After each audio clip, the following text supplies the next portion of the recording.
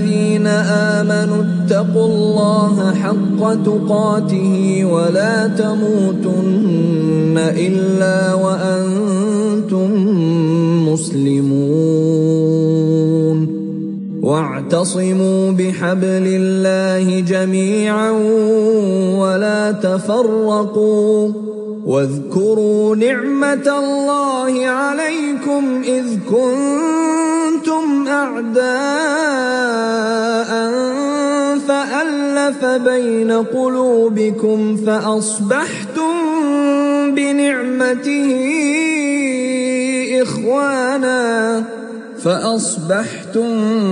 بنعمته إخوانا وكنتم على شفا حفرة من النار فأنقذكم منها كذلك يبين الله لكم آياته لعلكم تهتدون.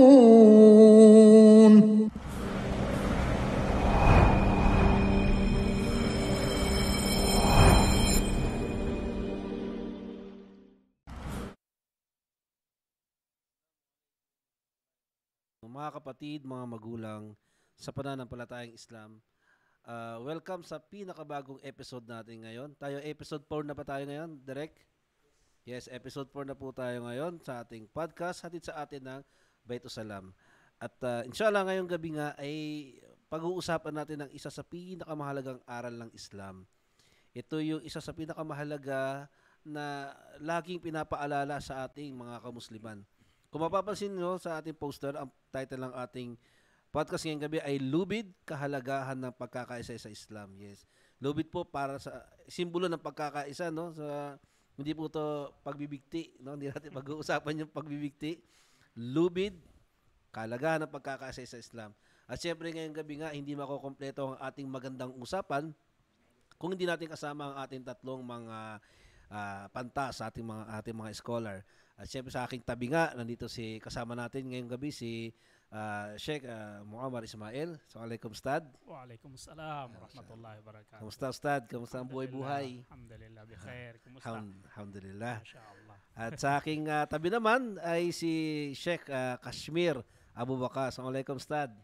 Waalaikumsalam warahmatullahi wabarakatuh. At sa mga butihing taga-subaybay ng ating programa, Assalamualaikum warahmatullahi wabarakatuh po sa inyong lahat. Hangad po namin na kayo ay nasa mabuting kalagayan habang pinapanood itong programa namin. Mashallah. At syempre, ang pinakahuli at ang pinakamalupit nating Sheikh, syempre, si Sheikh Al-Hafiz Bautista. Assalamualaikum, Ustad. Waalaikumsalam warahmatullahi wabarakatuh. Magandang gabi sa lahat ng mga taga-subaybay at mga nanonood sa kanilang mga kabahayan. Paki-like at share itong ating podcast ngayong gabi na ito. Alhamdulillah. So yun nga sinabi ni Sheikh Hafiz na i-share at i-like natin ang ating live ngayon. Mashallah, napakaganda po ng topic natin ngayon. Marami tayong mapag-uusapan patungkol sa pagkakaisa. Isa sa pinakamahalagang sangkap ng Islam kung bakit ang Islam ay nananatiling Islam o yung mga Muslim bakit nananatili sa Islam, no? Dahil sa pagkakaisa. So isa-isa natin pag-uusapan ngayong gabi yan, inshallah. Wag natin kalimutan, i-share natin ito sa ating mga kamag-anak, sa lahat ng ating mga kakilala at sa lahat na nanonood ngayong gabi. Worldwide tayo ngayong gabi, di ba? No? Mamaya magsa-shoutout tayo. So comment lang kayo. Shoutout tayo mamaya, ilagay nyo kung saan kayong lugar ngayon para malaman namin kung saan umaabot yung live namin, inshallah. So, di natin patatagalin. Siyempre, uumpisahan na natin ang ating usapan patungkol sa pagkakaisa o pagkahalagahan ng kaisahan sa Islam. Pagkakaisa. Ito nga, ang unang tanong natin dito, no? Mga ustad, pagkakaisa, no? Ano ba talaga ang pinaka-essence nito? O ano ba talaga ang halaga nito pagdating sa pananampalataya? Kasi ang Islam, religion to eh. So ito ay usaping faith, pananampalataya, no? Ano nitong sa ano ang sasabihin, connection ng kaisahan pagdating sa usapang pananampalataya? Anyone Si Ustad from muna the floor? siguro. MashaAllah. Bismillah, alhamdulillah, wassalatu wassalamu ala ashrafil anbiya'i wal mursalin. Nabina Muhammadin wa ala alihi wa sahbihi ajma'in wa ba'd. Naam. Ang pagkakaisa no sa larangan ng pananampalataya, no, pagiging lingkod at mga alipin ng Allah Subhanahu wa Ta'ala, ito'y number one o pangunahing misyon ng Islam, no, na pagkaisahin at kumbaga magkabuklod-buklod ang mga mananampalataya sa Allah Subhanahu wa Ta'ala. Wa kunu ibadallahi ikhwana. Sabi ni Propeta Muhammad sallallahu alaihi wasallam, gawin ninyo na kayo ay mga lingkod, mga alipin ng Allah Subhanahu wa Ta'ala, na mga magkakapatid, no? Magkakapatid. At sa banal na Quran, no, alam ko ito yung pinaka simbolo, logo ng ating paksa sa ngayon, no? Yung lubid. Yung lubid. Banggitin natin yung aya na sinabi ng Allah, wa'tasimu bihablillahi jami'an wala tafarraqu. At kayo ay kumapit ng mahigpit sa hablullah ng sama-sama. So ano yung lubid ng Allah rito? Sabi ng mga ulama, ito yung kitab ng Allah, ang Quran, at sunnah ni Propeta sallallahu alaihi wasallam. At sabi ng ibang mga mufassirun, ito yung Islam, no? So lahat ng yan walang contradiction. Ito ay umaangkop sa tafsir na ito na ang lubid ng Allah Subhanahu wa Ta'ala ay walang iba kundi ang Islam at ang Sharia, ang batas ng Allah, at ang kitab ng Allah at ang sunnah ni Propeta Muhammad sallallahu alaihi wasallam. So tayo ay inutusan ng Allah na kumapit ng mahigpit. Magsama-sama tayo sa pagkapit ng mahigpit. Wa'tasimu bihablillahi jami'an wala tafarraqu. At binawalan niya tayo ng pagkawatak-watak. So ito yung opposite ng pagkakaisa, ang pagkakawatak-watak. Wala tafarraqu, sabi ng Allah. Huwag kayong magwawatak-watak. Huwag kayong maghiwa-hiwalay, no? Magkaiba-iba. Wala tafarraqu. Wadhkuru ni'matallahi alaykum id kuntum a'daan fa'allafa bayna qulubikum fa asbahtum bi ni'matihi ikhwana. At alalahanin ninyo ang biyaya, pagpapala sa inyo ng Allah Subhanahu wa Ta'ala. Id kuntum a'daan, noong unang panahon, ito sabi ng mga mufassirun ay ipinahayag sa dalawang tribo sa Madina, ang Aus at saka Khazraj, na matagal na silang naglalaban-laban. May hidwaan, matagal ng hidwaan. Nagpapatayan. Konting dahilan lang ay pinalalaki ka agad. Kumbaga, high blood. Higit pa sa rido. No? So alalahanin ninyo, sabi ng Allah Subhanahu wa Ta'ala, nung panahon na kayo ay magkakaaway-away, fa'allafa bayna qulubikum. Subalit dahil sa Islam, no? Dahil sa Quran, sa Hadith, fa'allafa bayna qulubikum, ang Allah Subhanahu wa Ta'ala ay pinagbuklod-buklod niya sa pagitan ng inyong mga puso. Ginawa niyang kayo ay magkakapatid, nagmamahalan. Fa'allafa bayna qulubikum fa asbahtum bi ni'matihi ikhwana, at kayo ay naging tunay na magkakapatid, no? Sa pagpapala ng Allah Subhanahu wa Ta'ala sa Islam, sa Quran at sa Sunnah. So dito napakamahalaga ang usaping pagkakaisa at pagsama-sama ng mga mananampalataya sa pananampalataya sa Allah Subhanahu wa Ta'ala. Mashallah. Nabanggit mo, Ustad, no, ang pagkapit sa lubid, no, o pagkapit mabuti sa lubid ng Allah. Ito ba ay tumutukoy? Clarification lang to. Para lang ba to sa mga Muslim? Yung mga kakapit sa lubid na yon? O pwedeng kumapit dito ang mga hindi pa Muslim? So, dapat siguro malaman natin na ang mga tao sa unang panahon, lahat tayo, mga tao, no, ay nasa isang lamang. Nasa isang nasyon lamang tayo. Lahat ng tao ay nasa tauhid. Nasa paniniwala sa Allah Subhanahu wa Ta'ala, sa kaisahan ng Allah Subhanahu wa Ta'ala. Ang lahat ay nilikha sila na naniniwala sa kaisahan ng Allah Subhanahu wa Ta'ala. Subalit, nangyari, nagkaroon ng tinatawag na pagkakasalungat. May mga tao na hindi nanampalataya at may mga tao naman na nanatili sila sa kanilang iman o paniniwala sa Allah Subhanahu wa Ta'ala. Noong nagkaroon ng pagkakawatak-watak, nagkaroon ng tinatawag na kauna-unahang shirk, no, na nangyari sa balat ng lupa sa panahon ni Nuh alayhi salam, sa kaumo Nuh. Bago pa mangyari yon, ang lahat ng mga tao mula kay Propeta Adam alayhi salam ay nasa iisang umma sila. Nasa isang pananampalataya, nasa isang Panginoon na sinasamba, nasa isang katuruan, no? Subalit ngayon nga nangyari ang tinatawag na pagsasalungat, nangyari ang mga pagsalungat sa Diyos, sa Panginoong Allah SWT. Meron sa kanilang nagkufur, meron na umalis sa pananampalataya. Kaya nagpadala ang Allah Subhanahu wa Ta'ala sa kanila ng mga propeta sa iba't ibang mga panahon.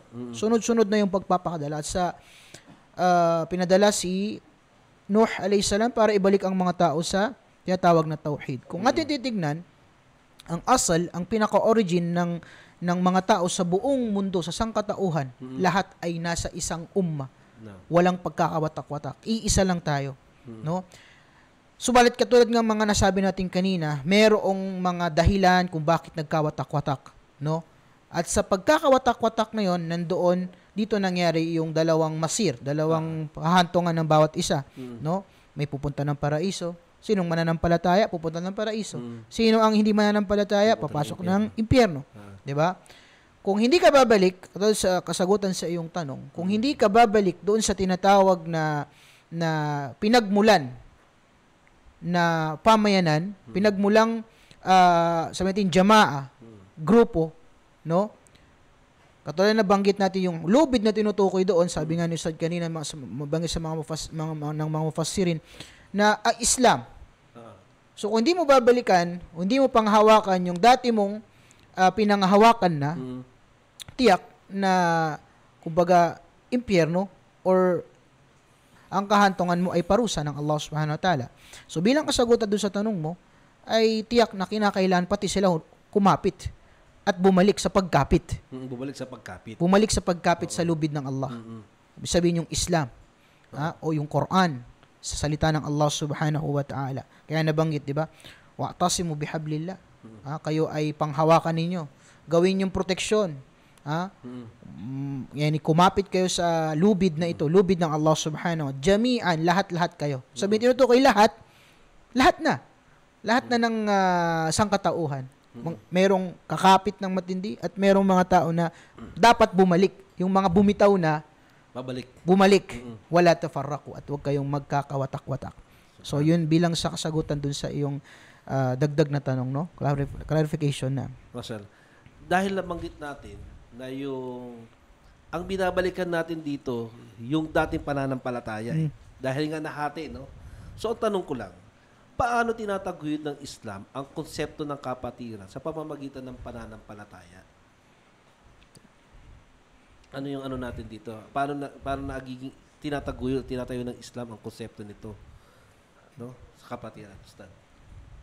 Diba, kung pag-uusapan ng kapatiran sa pananampalatayang Islam, maraming mga batayan ang makikita natin sa ating pananampalataya. At isa dito, sinabi ng Allah Subhanahu wa Ta'ala sa banal na Quran, innamal mu'minunal ikhwa. Sinabi ng Allah Subhanahu wa Ta'ala sa pananampalataya Islam, tunay na o katiyakan na ang mga may paniniwala kay Allah Subhanahu wa Ta'ala ay silang tunay na magkakapatid. Ito ay isang matibay na batayan sa ating pananampalataya. Ang totoong magkakapatid sa pananampalatayang Islam ay silang may paniniwala kay Allah Subhanahu wa Ta'ala. At higit pa, ang kapatiran sa pananampalatayang Islam ay kumbaga mas matimbang pa ito sa pagkakapatiran sa dalawang magulang. Sapagkat ang pagkakapatiran na ito hindi lang sa ibabaw ng mundo, bagkus ang pagkakapatiran na itinatag ng Allah Subhanahu wa Ta'ala ay mananatili sa kabilang buhay. At ang kagandahan pa ng kapatiran sa pananampalatayang Islam, ito lang yung kapatiran na kung saan magdadala sa iyo sa kabutihan. At ito lang yung kapatiran na kung saan magiging dahilan ng pagpasok mo sa paraiso. Kung ating babalikan yung mga hadith ng Propeta Muhammad sallallahu alaihi wasallam, may nabanggit na kumbaga papasilungin ng Allah subhanahu wa ta'ala sa kabilang buhay at walang ibang silong na makakasilim dito maliban na lamang sa lilim ng Allah subhanahu wa ta'ala. Ang isa dito yung mga magkakapatid sa pananampalatayang Islam na ang kanilang intensyon, sila ay nagsama-sama, kumbaga sila ay nagkatagpo para kay Allah subhanahu wa ta'ala at sila ay nagkahiwalay para kay Allah subhanahu wa ta'ala. Kaya naman itong mga nagkakapatiran o kumbaga nabuong kapatiran nila para kay Allah subhanahu wa ta'ala ay magiging daan sa pagpasok nila sa paraiso. Hindi ito tulad ng kapatiran na kumbaga kalat ngayon na sinasabi nila na sila ay magkakapatid. Sila ay kumbaga magkakapatid lang sa kabilang buhay.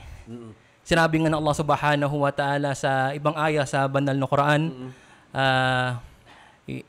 sinabi ng Allah subhanahu wa ta'ala, yawma idin akilla o kumbaga sinabi ng Allah subhanahu wa ta'ala sa banal na Quran, silang kumbaga nagtuturingan na magkakapatid dito sa ibabaw ng mundo, sila ay magkakaaway sa kabilang buhay. Subhanallah. Ang tanong, bakit nagkaganon? Bakit ba? Oo. Kasi yung pagkakapatiran na nabuo dito sa ibabaw ng mundo, ito'y kapatiran sa makamundong bagay. Pangdunya lang. Maraming nagkalat ngayon na kapatiran, kaya sila naging magkakapatid dahil sa connection. Dahil gusto nilang kumbaga magkaroon ng connection sa iba't ibang kumbaga may katungkulan, sila ay pumapasok sa mga kapatirang makamundong bagay. At maliban sa connection, kaya sila kumbaga kumakapit sa kapatiran na makamundong bagay para magkaroon ng proteksyon. Magkaroon ng proteksyon para sa makamundong bagay. Ang tanong natin sa mga taong ito, mga kapatid, kumbaga ito ay para sa mga mananampalatayang Muslim na pumapasok sa kapatiran sa makamundong bagay. Hindi pa ba sapat ang kapatiran na itinatag ng Allah subhanahu wa ta'ala? Hindi pa ba sapat ang kapatiran na magbibigay ng proteksyon sa atin at kailangan nyo pa ng proteksyon ng mga taong hindi naman makapagbibigay ng pakinabang sa inyo sa kabilang buhay? Hindi pa ba sapat ang koneksyon natin kay Allah subhanahu wa ta'ala at kailangan nyo pa ng koneksyon sa mga taong kumbaga ang isip ay makamundo? Diba? Hindi pa ba mainam yung connection na diretso kay Allah subhanahu wa ta'ala? Hindi natin kailangan ng kapatiran sa makundong bagay. Ang kailangan natin, yung kapatiran na magpapalakas sa ating pananampalataya. Kapatiran na magiging dahilan na tayo ay mapatawad ng Allah subhanahu wa ta'ala at kapatiran na kung saan magiging dahilan sa pagpasok natin ng paraiso. Subhanallah. Medyo mabigat yun. Oo. Dahil nabanggit natin no, yung mga tao. No? Ito, usapang tao talaga to eh.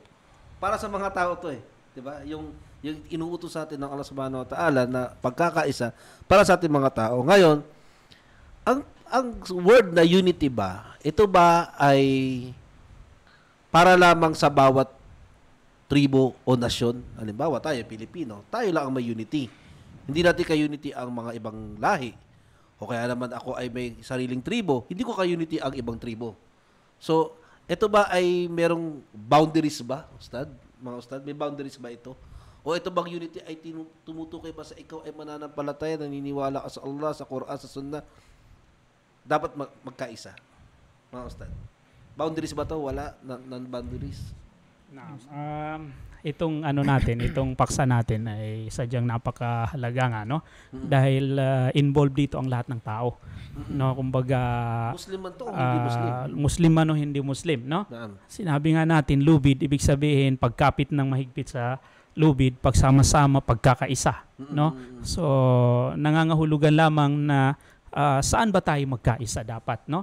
Sapagkat kailanman ay mahirap isakatuparan ang pagkakaisa, no, kung tayo ay nagkakaiba-iba ng mga paninindigan at bawat isa sa atin ay ipinagtatanggol niya, no, ang kaniyang kumbaga grupo, ang kaniyang kahanay, ang kanyang kasamahan, no? Kullu hizbin bima ladayhi farihun. Sabi ng Allah, bawat isa sa inyo sa kanyang kagrupo ay yun ang ipagtatanggol niya. Doon siya masaya, maligaya sa kanyang kagrupo. Kung kaya't ang Islam ay idiniin ang pagkapit sa lubid na ito ay ang Islam, ang Sharia ng Allah subhanahu wa ta'ala. At dito sa pagsasama-sama na ito ay hindi maiwasan na mauugnay dito yung kapatiran, no? Kapatiran kagaya ng binanggit ni Ustad Kashmir, no? Hindi pwedeng mahiwalay dito sa pagkakaisa, pagsasama-sama, no? Ang kapatiran. Sapagkat ang kapatiran ang siyang bumubuo sa pagkakaisa, no? At ito ay kumbaga hindi rin pwedeng iwaksi dito, tanggalin dito yung paniniwala, pananampalataya. Kung kaya't ang tunay na magkakapatid, no, sa paningin ng Allah ay yaong mga mananampalataya. Innamal mu'minuna ikhwa. Tunay na ang mga magkakapatid lamang sa paningin ng Allah subhanahu wa ta'ala ay ang mga mananampalataya. Yung innama adatu hasr, ibig sabihin ay wala nang iba, no? Wala nang iba. Ito lang, sila lang ang magkakapatid, no? Maging ang kapatid mo sa nanay at sa tatay ay madalas nagiging kaaway mo siya, no? O minsan nagiging kaaway mo siya, lalo na kung magkaiba kayo ng paniniwala, magkaiba kayo ng pananampalataya, o Muslim kayong parehas pero magkaiba naman kayo ng sekta, magkaiba kayo ng tinatahak na manhaj, no? So hindi nagkakasundo. Kung kaya't sino lang ang tunay na magkakapatid? Yung mu'min. At ang definition ng mu'min ay sila yaong kumbaga nasa kalagayan ng mga sahaba radiyallahu ta'ala anhum, sa kalagayan ng propeta sallallahu alaihi wasallam at sa kalagayan ng kanyang mga sahaba. Sapagkat nakalaan na yan na magkakawatak-watak ang ummah. Ngunit gusto natin pagbuklodin, no? Gusto natin kumbaga magkaroon ng pagkakaisa. At ang pagkakaisa na ito ay kailangan bumalik tayo sa fitrah, kung bakit tayo nilikha ng Allah, no?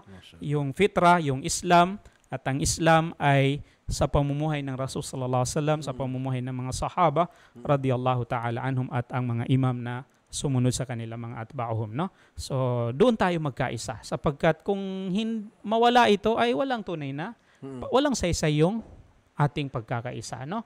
Walang saysay. Dito sa binanggit nating aya na kung saan ang tunay na mga ang tunay na magkakapatid lamang ay yung mga mananampalataya, gaya ng sabi natin, maging ang kapatid mo mismo sa nanay at sa tatay, may mga pagkakataon na hindi kayo magkaisa, no? At hindi kayo tunay na magkapatid kung magkaiba kayo ng landas. At ang isang kapatiran para sa pagkakaisa ay nagdudulot ito ng kumbaga bibigyan kanya ng seguridad, no? Kapayapaan, no? Kapanatagan sa pamumuhay, no? At kapayapaan, bibigyan kanya ng seguridad, no? At kapag ang kapatid mo ay kaparehas mo ng paniniwala, pananampalataya, no, sa iman, ay 101%. Magkakaroon ka ng seguridad sa buhay, magkakaroon ka ng kapanatagan, kapayapaan, at higit pa ito kaysa sa kapatid mo sa nanay at sa tatay, no? Sapagkat minsan yung kapatid mo sa nanay at sa tatay, magiging kaaway mo pa yan, no? Kaya ka pa niyang kumbaga katalunin, no? Kaya ka pa niyang kumbaga saktan, no? Pero kung kapatid mo sa pananampalataya, hindi kanya kayang saktan, no? Sapagkat alam niya yung mga patakaran na nakasaad sa Quran, nakasaad sa hadith kung paano mo pakitunguhan yung kapatid mo. So, magiging ligtas ka sa kapahamakan, no? Magiging panatag ka at mapayapa ka kung yan ay kapatid mo sa pananampalataya. Kung kaya napakahalaga itong kapatiran na ito, no? Masya Allah. Masya Allah. Sinabi ni Ustad kanina na walang kapatiran sa mundong ito, sa anumang mga reliyon, lahat ng lumaganap na reliyon dito sa mundong ito, o anumang mga kapamaraanan, mga ideolohiya, o anumang mga lugar dito sa mundong ito, na matatagpuan nila yung tinatawag na tamis ng kapatiran na ito maliban sa Islam. Dahil yung pakiramdam ng kapatiran sa Islam ay hindi mo to mararamdaman or malalasan sa ibang mga kapatiran. Kasi mismo ang Allah SWT nagsabi sa atin na yung pagkakapatiran na ito para sa Allah Subhanahu wa Ta'ala isang biyaya. Dakilang biyaya. Fasbahtum bi ni'matihi ikhwana. Ibig sabihin, sa pamamagitan o nangyari kayo na sa pamamagitan ng biyaya, ni'ma ng Allah, kayo ay naging mga magkakapatid. So nangangahulugan na ang kapatiran natin sa Islam, katulad naman nabanggit ng ating mga masyayikh kanina, yani kinakailangan ng dalawang bagay yan. Iman tsaka yung ukhuwa. Wag yung iman, para malasap natin tong, yani, yung ating society, yung Islamic society natin, yung ating pamayan ng Muslim, kinakailangan ng dalawang bagay. Ukhuwa at saka yung tinatawag na al-iman. Kapatiran at yung iman. Ibig sabihin yung iman nandun sa kapatiran at yung ukhuwa nang dahil sa iman. So kaya mababanggit dun sa ni'ma ito galing sa Allah SWT. Biyaya sa atin ng Allah. Kaya hindi ito malalasap. Itong kapatiran na meron tayo ngayon sa Islam, hindi ito mapapantayan or hindi mapapantayan yung tamis at sarap ng kapatiran sa Islam sa ibang mga kapatiran na nandyan sa paligid. Sabi nga nila, yung kapatiran sa Islam, no? Parang kulang na lang, iisa na lang ang nanay at tatay niya. Tama po yan. Kumbaga, minsan mas matimbang pa ang kapatiran sa Islam kaysa sa sarili mong kapatid, lalo na kung magkaiba kayo ng at saka ito ay biyaya, gaya ng sabi ni Sheikh Hafiz. No? Ito ay biyaya ng Allah subhanahu wa ta'ala na dapat nating tanawing utang na loob, no? At pasalamatan sa Allah subhanahu wa ta'ala. Dahil kung hindi niya pahihintulutan ang pagkakaroon ng kapatiran at pagkakaisa, kailanman hindi magkaisa ang sambayanan o sangkatauhan, no? Gaya ng Aus at saka Khazraj, no? Gaya ng nabanggit sa Quran sa Suratul Anfal, sabi ng Allah, wa allafa bayna qulubihim. Law anfaqta ma fil ardi jami'an ma allafta bayna qulubihim. Ang Allah, siya mismo ang nagpabuklod sa kanilang mga puso. Pinagkaisa niya yung pagmamahalan. Dati-rati ay magkaaway sila, mortal na magkaaway. Subalit dahil sa biyaya ng Islam, naging tunay silang magkapatid, no? At nagmamahalan at nagkakaisa. Law anfaqta ma fil ardi jami'a ma allafta bayna qulubihim, sabi ng Allah. Kung gastusin mo o gugulin mo o Muhammad ang lahat ng mayroong material na bagay sa ibabaw ng mundo, no? Kung gugulin mo lahat 'yan, gagastusin mo lahat para lang pagkaisahin sila, yung mga puso nila, para lang magmahalan, hindi mo kailanman magagawa yan. Walakin Allah allafa bainahum, subalit ang Allah mismo ang siyang gumawa ng pagkakaisa, pagmamahalan, kapatiran ng mga mananampalataya sa Allah subhanahu wa ta'ala. So, mashallah. Siguro Ustad, dagdagan ko lang at kumbaga na-open na rin natin yung kapatiran sa pananampalatayang Islam. Kumbaga napakasakit sa kalooban namin na kung saan sumibol ang tauhid, ang kaisahan ng Allah subhanahu wa ta'ala sa Makkah al-Mukarramah, sa Madinah al-Munawwara, o kaya sa buong mamlaka Saudi Arabia, na lumalaganap itong kapatiran sa makamundong bagay. Ang nakakalungkot pa, itong nag-iinganyo or nagre-recruit ng kapatiran sa makamundong bagay, nagsasabi na may paniniwala sila kay Allah subhanahu wa ta'ala. Inaangkin nila sa kanilang sarili na sila ay mananampalatayang Muslim.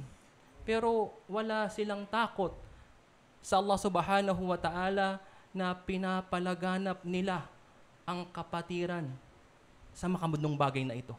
Kung saan lumaganap ang tauhid sa Madinah al-Munawwara.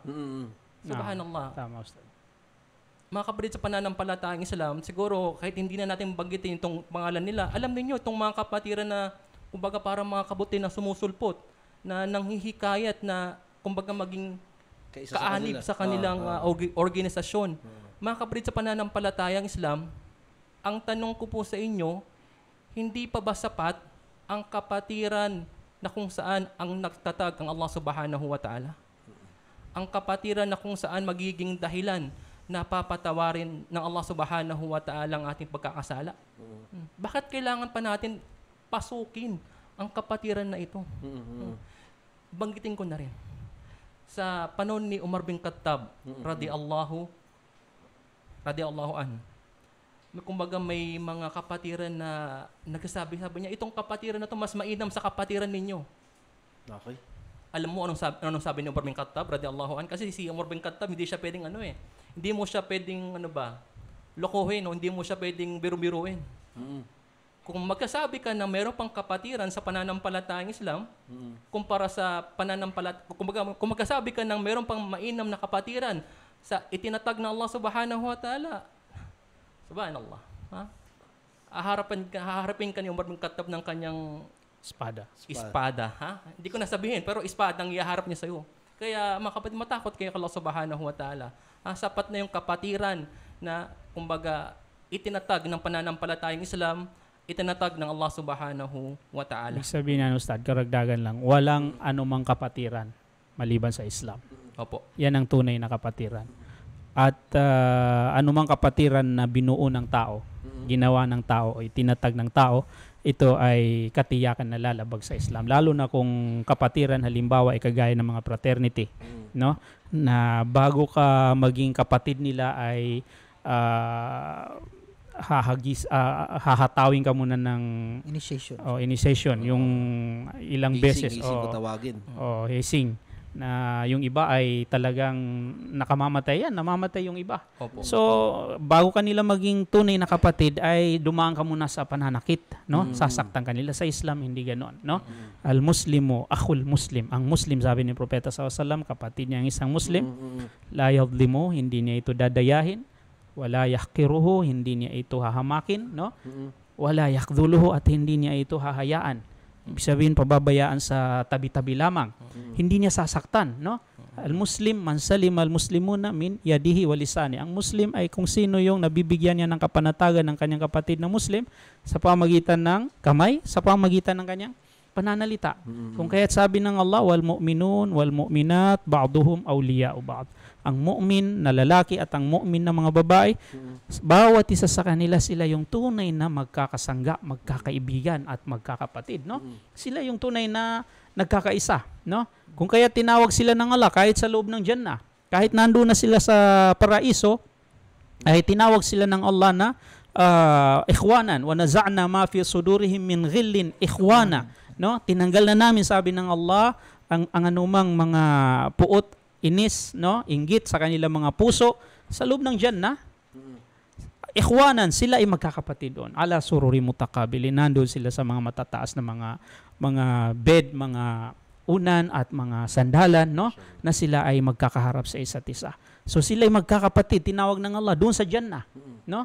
Doon sa Jannah. Kaya yung aya na binanggit ni Ustad kanina, al-akhillau yawma idin ba'duhum li ba'din aduwwun illal muttaqin. Yung mga magbe-best friend dito sa mundo, yung mga nagsasabing brad, sis, no? Yung mga nagkakapatiran dito sa mundo at nagbe-best friend, mga matatalik na magkakaibigan, sa araw ng paghukom, sila ay mga mortal na magkakaaway sa isa't isa. Maliban na lang sa kung sino yung kapatiran nila ay para sa Allah, takot sa Allah. Yung mga tao na nagtataglay ng takot sa Allah, sila yung mga tunay na mga mananampalataya. Sila yung tunay na magkakapatid na mananatil yung kapatiran nila, pagkakaisa nila, hanggang sa Jannah, tinawag sila ng Allah na ikhwana, mga brothers, no, magkakapatid. Allahu Akbar. So ito yung brotherhood na kinikilala, iisa lang. Walang padel, hindi ka dadaan sa anumang pananakit, no? Muslim ka lang, kapatid mo na hindi mo kilala, ibang lahi, no? Muslim, kapatid mo siya. At yung karapatan niya sa iyo, alam mo. Yung karapatan mo sa kanya, alam niya, no? At kung kaya't nagkakaroon ng harmony at tunay na pagmamahalan at pagkakaisa. Naam, sa pamagitan ng iman. Ustad, ngayon, hindi sila padel sa Saudi Arabia, para maging kaanib ka ng fraternity ito, merong kumbaga, may bayad. Kailangan mong magbayad ng 1,500 riyal. Malaki. Membership. Oo, para membership. Kapatid, bakit kailangan mo ng ganun magbayad? Sa pananampalatayang Islam, ang pagkakapatiran, libre. Tapos, Ustad, ang masakit pa dito, nagbayad ka na ng 1,500 riyal, meron pa silang ikapo.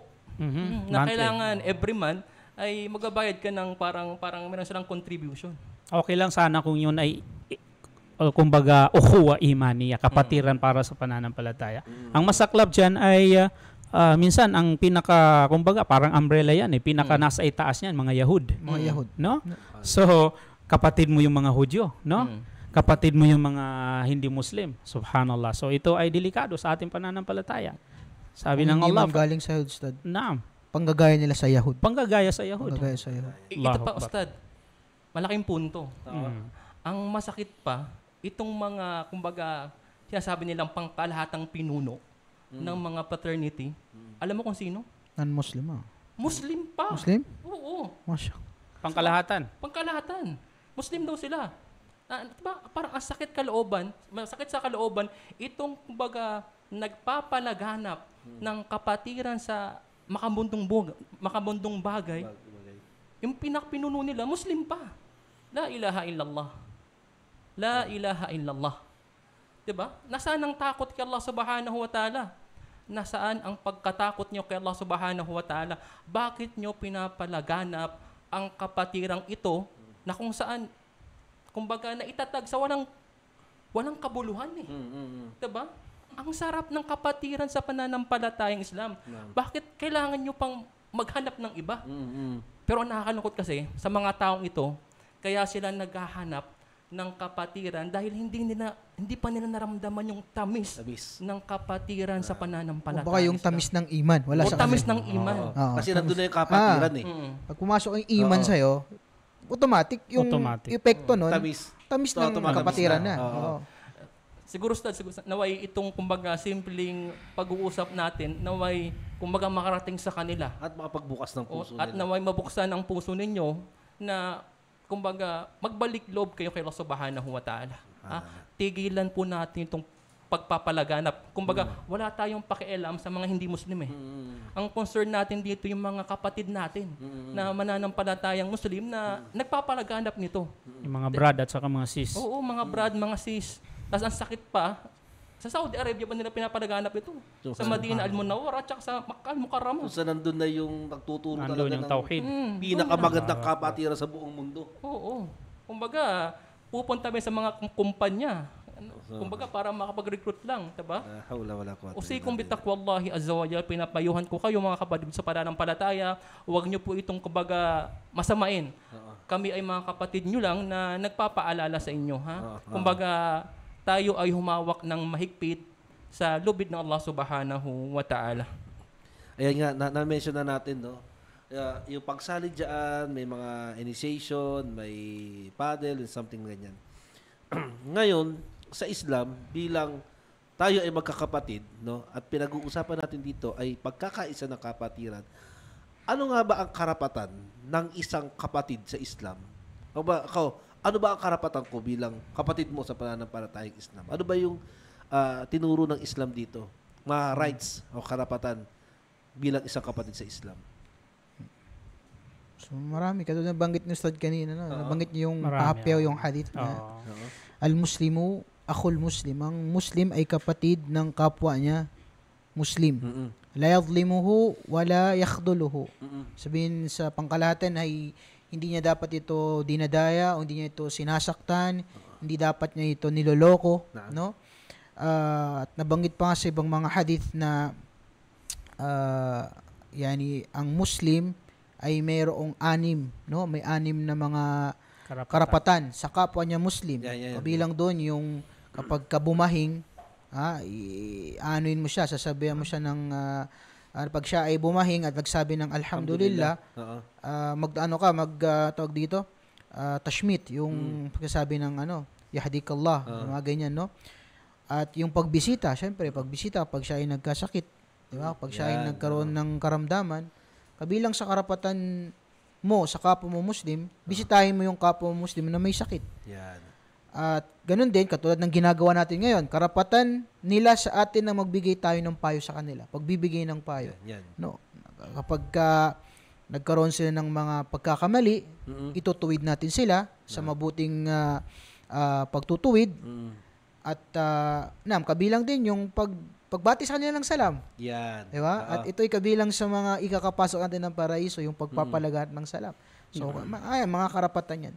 At kapag tayo ay inimbitahan, pinapaunlakan, tinutugunan natin yung kanilang pag-imbita.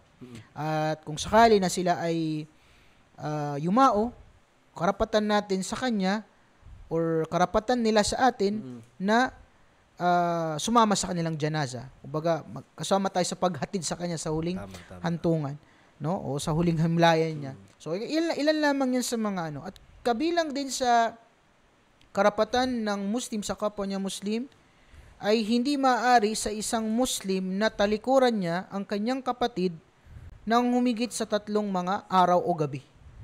Nagkaroon ng hidwaan, nagkaroon ng hindi magandang di ba? Nagkaroon ng hindi magandang bagay, halimbawa, hindi pagkakaunawaan sa isang usapin ganyan. Andun yung tinatawag na hindi magpapansinan, magtatalikuran. Pero pinapahintulutan tayo sa bagay na yon, pero hindi dapat lalagpas ng 3 mga araw o 3 mga gabi. Kinakailangan mag-ayos. Kaya nga, di ba, ini-encourage pa tayo na sino man ang unang magbabati ng salam, di ba? Siya yung, kumbaga, sino yung magpapakumbaba, ay magfur. Pinapatawad sila ng Allah subhanahu wa ta'ala. So, kabilang ito sa mga, kumbaga, pinang-i-encourage sa atin ng Islam na panatilihin yung tinatawag na kapatirang Islam, kapatirang Muslim, yung kapatiran na itinaguyod, itinayo sa pananampalataya sa Allah subhanahu wa ta'ala. At marami pang iba, no? Marami pang mga karapatan. Napakarami, kung titignan natin. At lahat ng yun, pagpapalakas ng kapatiran. Pagpapalakas ng kapatiran. Right. Pinag-usapan natin yung kapatiran. Pinag-uusapan natin pananampalataya. Nabanggit na Ustad Muammar kanina, Sheikh Muammar, na nagkaroon sa Islam, sa loob ng Islam na lang natin pag-usapan, no? Na tayo ay nahati sa maraming sekta. Gaano na nakaka-apekto ito sa salitang kaisahan o pagkakaisa ng mga Muslim? Maaari ba tayong makipagkaisa sa nagtuturo ng iba? Natapik ito, akida. Last week lang, halaka. Paano yung kaisahan natin sa kanila, towards sa kanila? Walang pag-aalinlangan na tulad ng sabi natin. Ang pagkakaisa ay sa tauhidullah, no? Sa Islam, no? Sa iman. At ibig sabihin, kailangan natin aralin at alamin kung ano ba ang Islam, kung ano ang iman, kung paano ito isinabuhay ng Propeta Muhammad sallallahu alaihi wasallam at ng kanyang mga sahaba radiyallahu ta'ala anhum. Lagi nating tandaan na ang pagmamahal natin sa ating kapatid ay hindi para sa pangsarili, no? La yu'minu ahadukum hatta yuhibba li akhihi ma yuhibbu li nafsi. Hindi ganap na mananampalataya ang isa sa inyo hangga't hindi niya mahalin, ibigin sa kanyang kapatid ang anumang iniibig niya para sa kanyang sarili. So, yung kapatiran na yan, yung pagmamahal na yan, ay ibigay mo yan, iregalo mo yan sa kapatid mo doon sa kung sino yung tinawag at kinilala ng Allah na kapatid mo. At ang kapatid mo ay walang iba kundi ang mananampalataya. Tulad ng sabi ng Allah sa Surah At-Tawbah, fa in tabu wa aqamus salata wa atawuz zakata fa ikhwanukum fid din. Kung sila'y magtaubat at magtaguyod sila ng sala, itayo nila yung sala, ibigay nila yung zakat. Okay, so that's the time na matatawag na sila yung mga kapatid ninyo sa relihiyon. So ibig sabihin, mayroong mga harang, no, dito sa kapatiran na ito. Una, kapag magkaiba kayo ng pananampalataya, kailanman hindi mabubuo yung tunay na kapatiran, no? Kung magkaiba kayo ng manhaj, kung magkaiba kayo ng akida, kailanman hindi mabubuo yung tunay na kapatiran. Sapagkat ang kapatiran ay nandoon sa kung ano ang manhaj ng Rasulullah sallallahu alaihi wasallam, no? Kung ano ang akida, tamang akida, kung ano yung Islam. At dito malalasap mo yung iman, no? Yung bang mamahalin mo siya para sa Allah, no? Kaya mo siya minamahal para sa Allah. So kapag ka isang hindi mananampalataya, hindi mo pwedeng sabihin mahal kita for the sake of Allah. Dahil ayaw ng Allah dun sa kufr. Paano mo siya mamahalin ayaw ng Allah dun sa kufr? Doon sa mubtadi, halimbawa, gumagawa ng bid'ah, lihis sa sunnah ng Rasul sallallahu alaihi wasallam, hindi mo pwede sabihin, mahal kita para sa Allah subhanahu wa ta'ala. Sapagkat ayon ng Rasul, ayon ng Allah yung gumagawa ng bid'ah. So paano mo iangkop doon yung tunay na pagmamahal at pagkakaisa, no? Kaya nga sabi ni Propeta sallallahu alaihi wasallam, "Dzaka halawatul iman, talatun man kunna fihi, dzaka halawatu al-iman." Mayroong tatlong katangian na kung sino man yung nasa kanya ito, katiyakan malalasap niya yung tamis ng iman. At ito ay ikalawa rito, an yuhibbal mar'a la yuhibbuhu illa lillah. Yung mamahalin mo yung tao for the sake of Allah. At sa ibang hadith na inulat ni Bukhari at Muslim, awthaqu ural iman, ang pinakamatibay na lubid ng iman, no? Yung diwa ng iman ay yaong an tuhibba lillah, magmahal ka para sa Allah. Wa tubghid lillah, magagalit ka, mapupuot ka, hindi pang sarili kundi para sa Allah.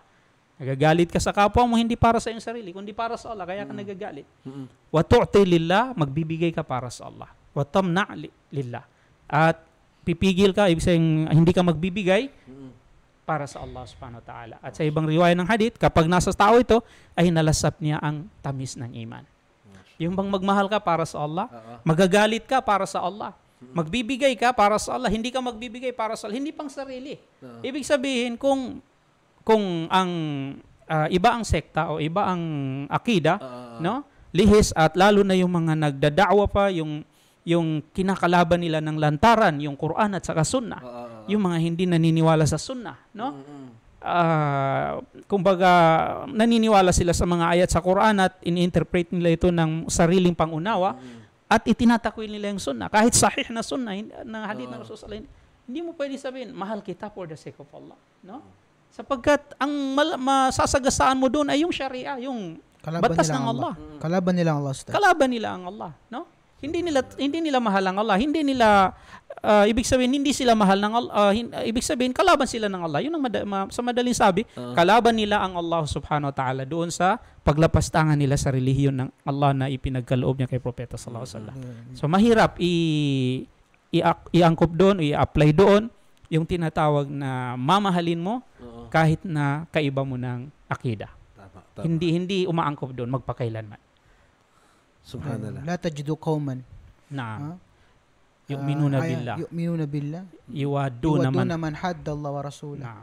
Hindi mo matatagpuan ang isang tao na naniniwala sa Allah, na minamahal niyang kumakalaban sa Allah at sa Rasul. Kahit kamag-anak niya pa yun. Tama. Kinalaban niya ang Allah, kinalaban niya ang Rasul, yani automatic yun. Kung kalaban siya ng Allah, magiging kalaban mo rin siya. Di ka makakakita ng ganong tao. Di ka makakakita ng isa nagsasabing siyang Muslim na mamahalin niya yung sumasalungat sa Allah, sumasalungat sa Rasul, tumatalikod sa Allah, tumatalikod sa Rasul. So, hindi yun, kumbaga, wala silang karapatan na mahalin natin sila. Talaga, unang-una sa lahat, hindi nila minalang Allah at hindi nila minalang Rasul. So, walang pagmamahal para sa kanila. Subhanallah. Mabigat.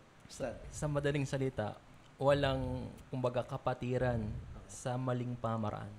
Hindi nabubuo yung pagkakaisa. Actually, marami na nagtangka niyan. Yung tinatawag nilang at-takrib bainal madahib. At-taqarub o takrib.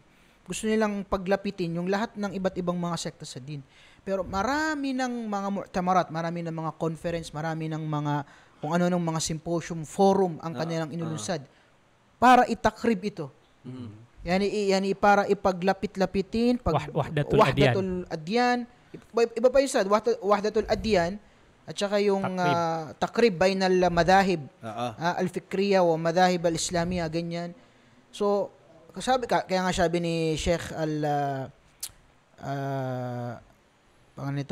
Al-Madkhali.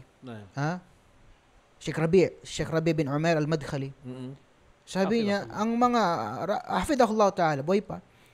Sabi niya, yung mga tao na nagtatawag papunta sa tinatawag na wahdatul adyan, yung pag-isahin ng reliyon, yung reliyon ng Kristiyano, Hudyo, at ng Islam, pag-isay na lang at magkaroon ng simbang isa na lang, sama-sama na doon.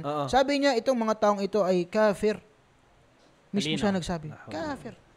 Dahil hindi pwede pagsama-samahin yun. Doon naman patungkol naman sa tinatawag na Muslima sa loob ng ano na to. Oo. Sa loob lahat naman nagsasabing sila ay umaanib sa nag-affiliate sila sa Islam, yung tasibuna ilal Islam, yung mga firak, mga sekta na umaanib sa Islam. Oo. Pinipilit nilang pagsama-samahin tayo o sila. Tutusin, doon pa lang sa mga paniniwala, hindi tayo pwedeng magkasundo. Oo. Walang pagkakaisa. Ako, mahal ko ang mga sahaba. Ikaw, mumuray mo mga sahaba, halimbawa, walatubillah. Oo. Saan tayo magkakasundo doon? Habang ako minamahal, pinagtatanggol ko ang mga sahaba, ikaw naman minumura mo. Oo. Kaya nga, mali yung paniniwala o yung sinasabi nilang kaida. May kaida sila dito eh. Ano ba yung sabi? Nattafiq fi mattafaqna wa na'dhur o parang kumbaga na'tadir fi makhtalafna. Parang ganun ang ano niya. Yani, tayo ay magkasundo sa kung ano pinagkakasundo natin at palagpasin, patawarin natin kung ano yung mga pinagkakapagkaiba natin. Kung ba, sige, bahala ka sa buhay mo. Kung minumura mo ang sahaba, sinisira mo ang mga sahaba, or minamalit mo sila, di kita papansinin. Kung ikaw ay sumasalungat sa amin, di rin namin kayo papansinin. Basta kung ano pinagkasunduan natin, doon tayo magkasundo. Walang pansinan. So dito pa lang, makikita natin dito yung parang meron silang masasagasaan na prinsipyo mula sa mga prinsipyo ng Islam. Ano yun? An-nahy anil munkar. Yung pagbabawal ng kasamaan. Pagbabawal ng kasamaan, yung pagbabawal, pag-tolerate sa mga maling paniniwala. So, ikaw na isang Muslim na maayos ang paniniwala, mahayaan mo ba na sinasagasaan, iniyurakan ang mga paniniwala natin? So, marami nang gustong magkaisa tayo, isa lang tayo. Pero kahit dito sa atin, ginagawa nila. Kahit tinatawag pa nilang interfaith. May mga ganyan, no? Yes. Intersect pa nga. May intersect ba? Interfaith, no? Yung bang, sige, magsalita ka ng patungkol sa relihiyon mo at makikinig ako, hindi kita i-oppose, hindi ako mag-object, no? Bigayan lang ng opinion.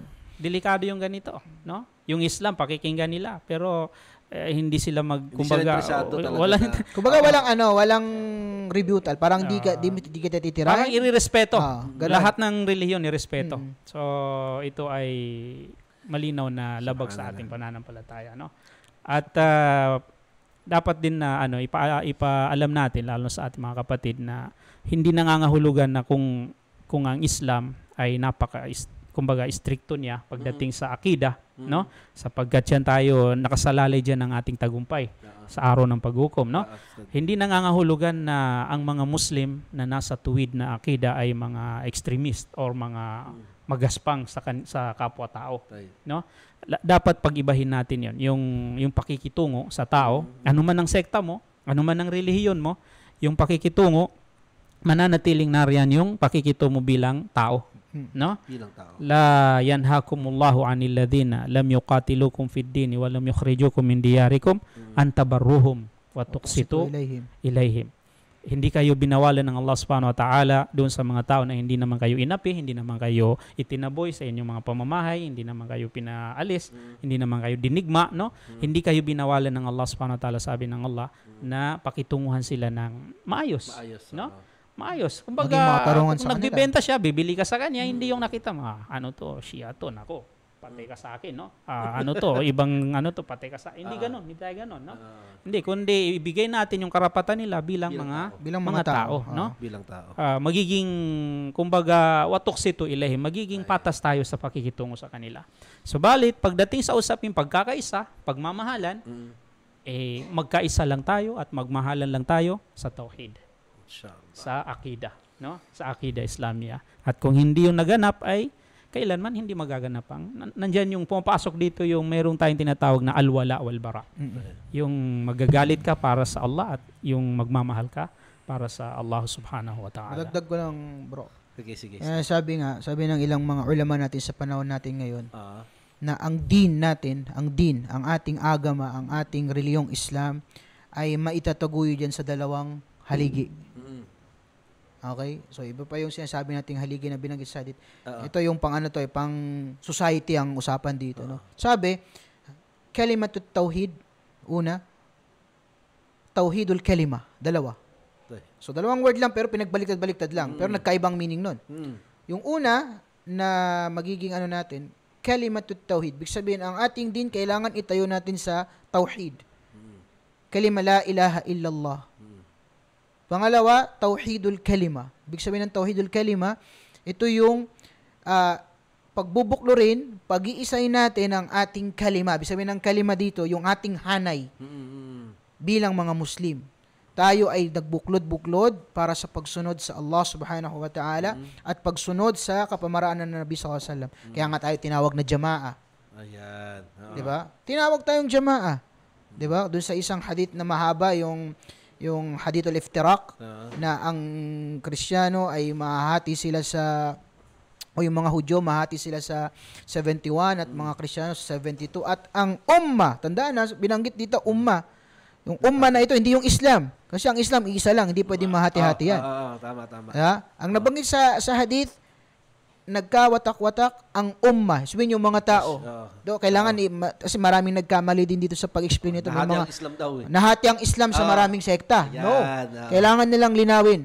Umma ang nabanggit sa hadith. Ang mga tao, hindi yung Islam. Ang Islam, iisa lang. Diba? So, 73. At binanggit ng Nabi SAW, lahat ng ito ay pupunta sa impyerno. So, bakit kumamali ng pupunta sa impyerno? Diba? Yan ang turo sa atin eh. Maliban sa isa na inutos natin ng Propeta SAW na panghawakan ito at sumunod at pumasok dito sa grupong ito. Al-Jama'a. At sa ibang mga hadith, ma'ana alayhil yawm wa ashabi. So, sinong sumusunod sa akin at sa aking mga sahaba. So, dito makita natin na kinakailangan natin magsama-sama, magbuklod-buklod sa sunna ng Nabi SAW. Kaya tinawag tayong ahlus sunna. Ang sunna na tinutukoy dito, yung sunna ng mga sala. Hindi, ang sunna dito ay Islam ang tinutukoy dito. Islam. Usulul sunna. Yan yung usulul Islam. Yan ang tinatawag na sunna, na kabaliktaran ng bid'ah, kabaliktaran ng kufur. So, kinakailangan dumikit sa ating mga isipan na kinakailangan para maging maayos itong umma na ito, kinakailangan natin ng kalimatut tauhid at yung tinatawag na tauhidul kalima. Dalawang word. Kailangan natin ng kalima la ilaha illallah, tauhid, at yung pagbuklod-buklo rin ang ating kalima, ibig sabihin yung hanay natin. So, magiging straight or magiging tuwid ang ating buhay dito sa mundo at sa kabilang buhay. Kung nasunod to. Mashallah. At bago natin pagpatuloy, Ustad, kasi mukhang meron ang ribat doon, inshallah. Commercial break.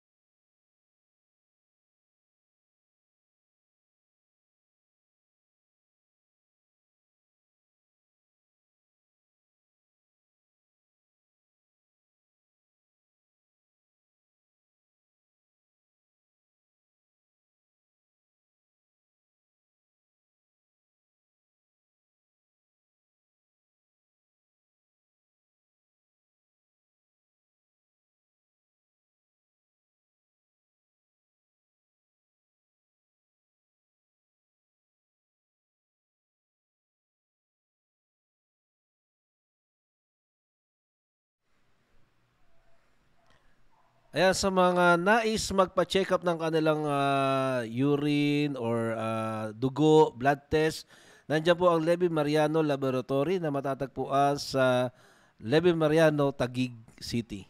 Ayan. At sa mga naghahanap ng Dawa shirt, nandyan ang, ano ba yan? Ano pangalan yan?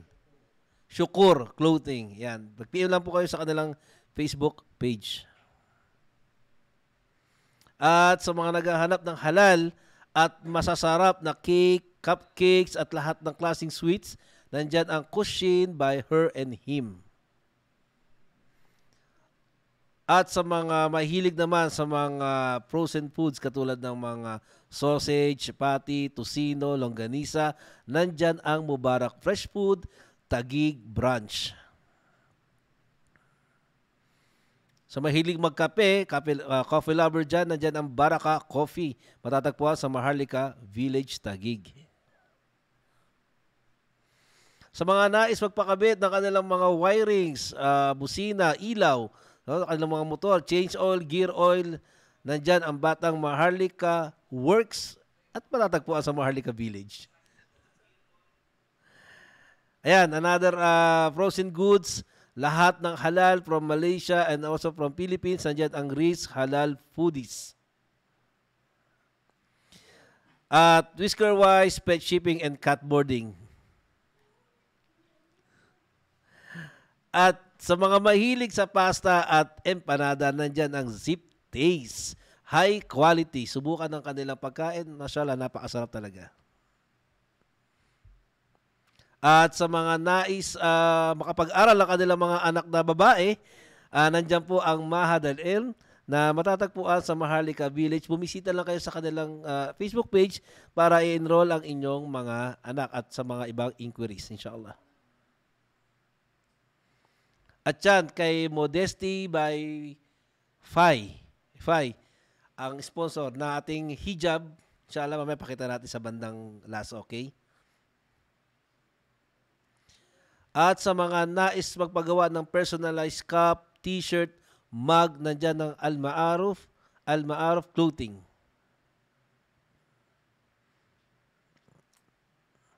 Ayan, special announcement.